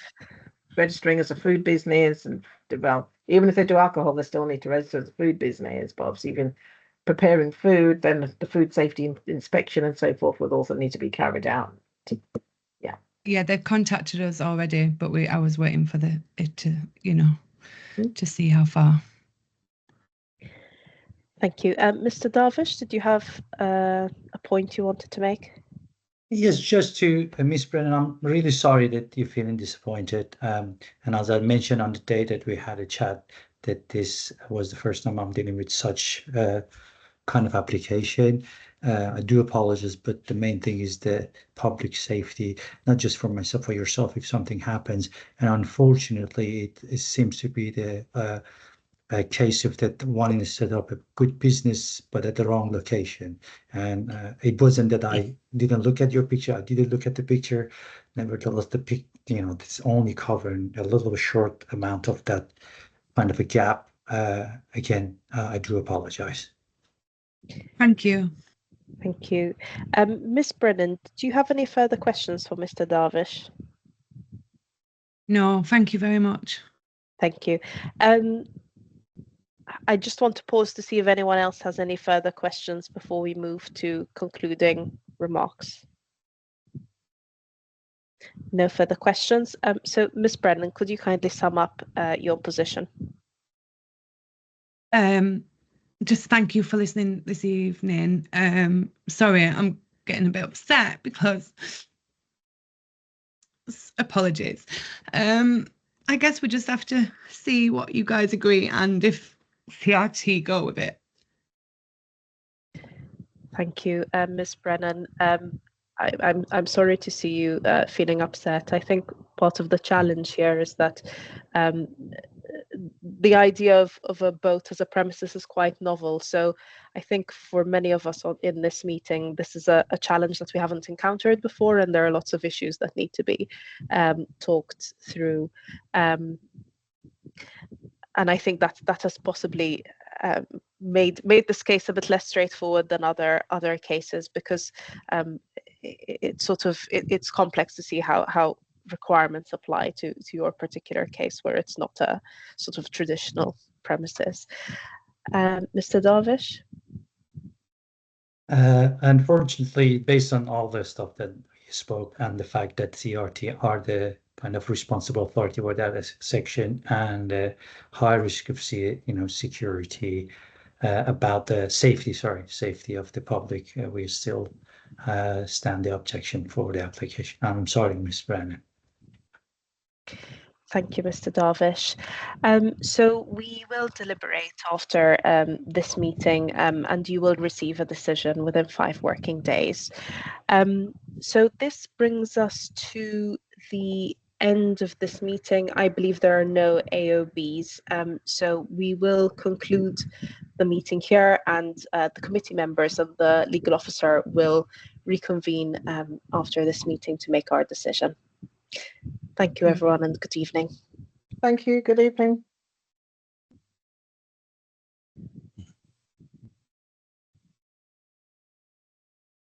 Shall we meet? Oh, sorry.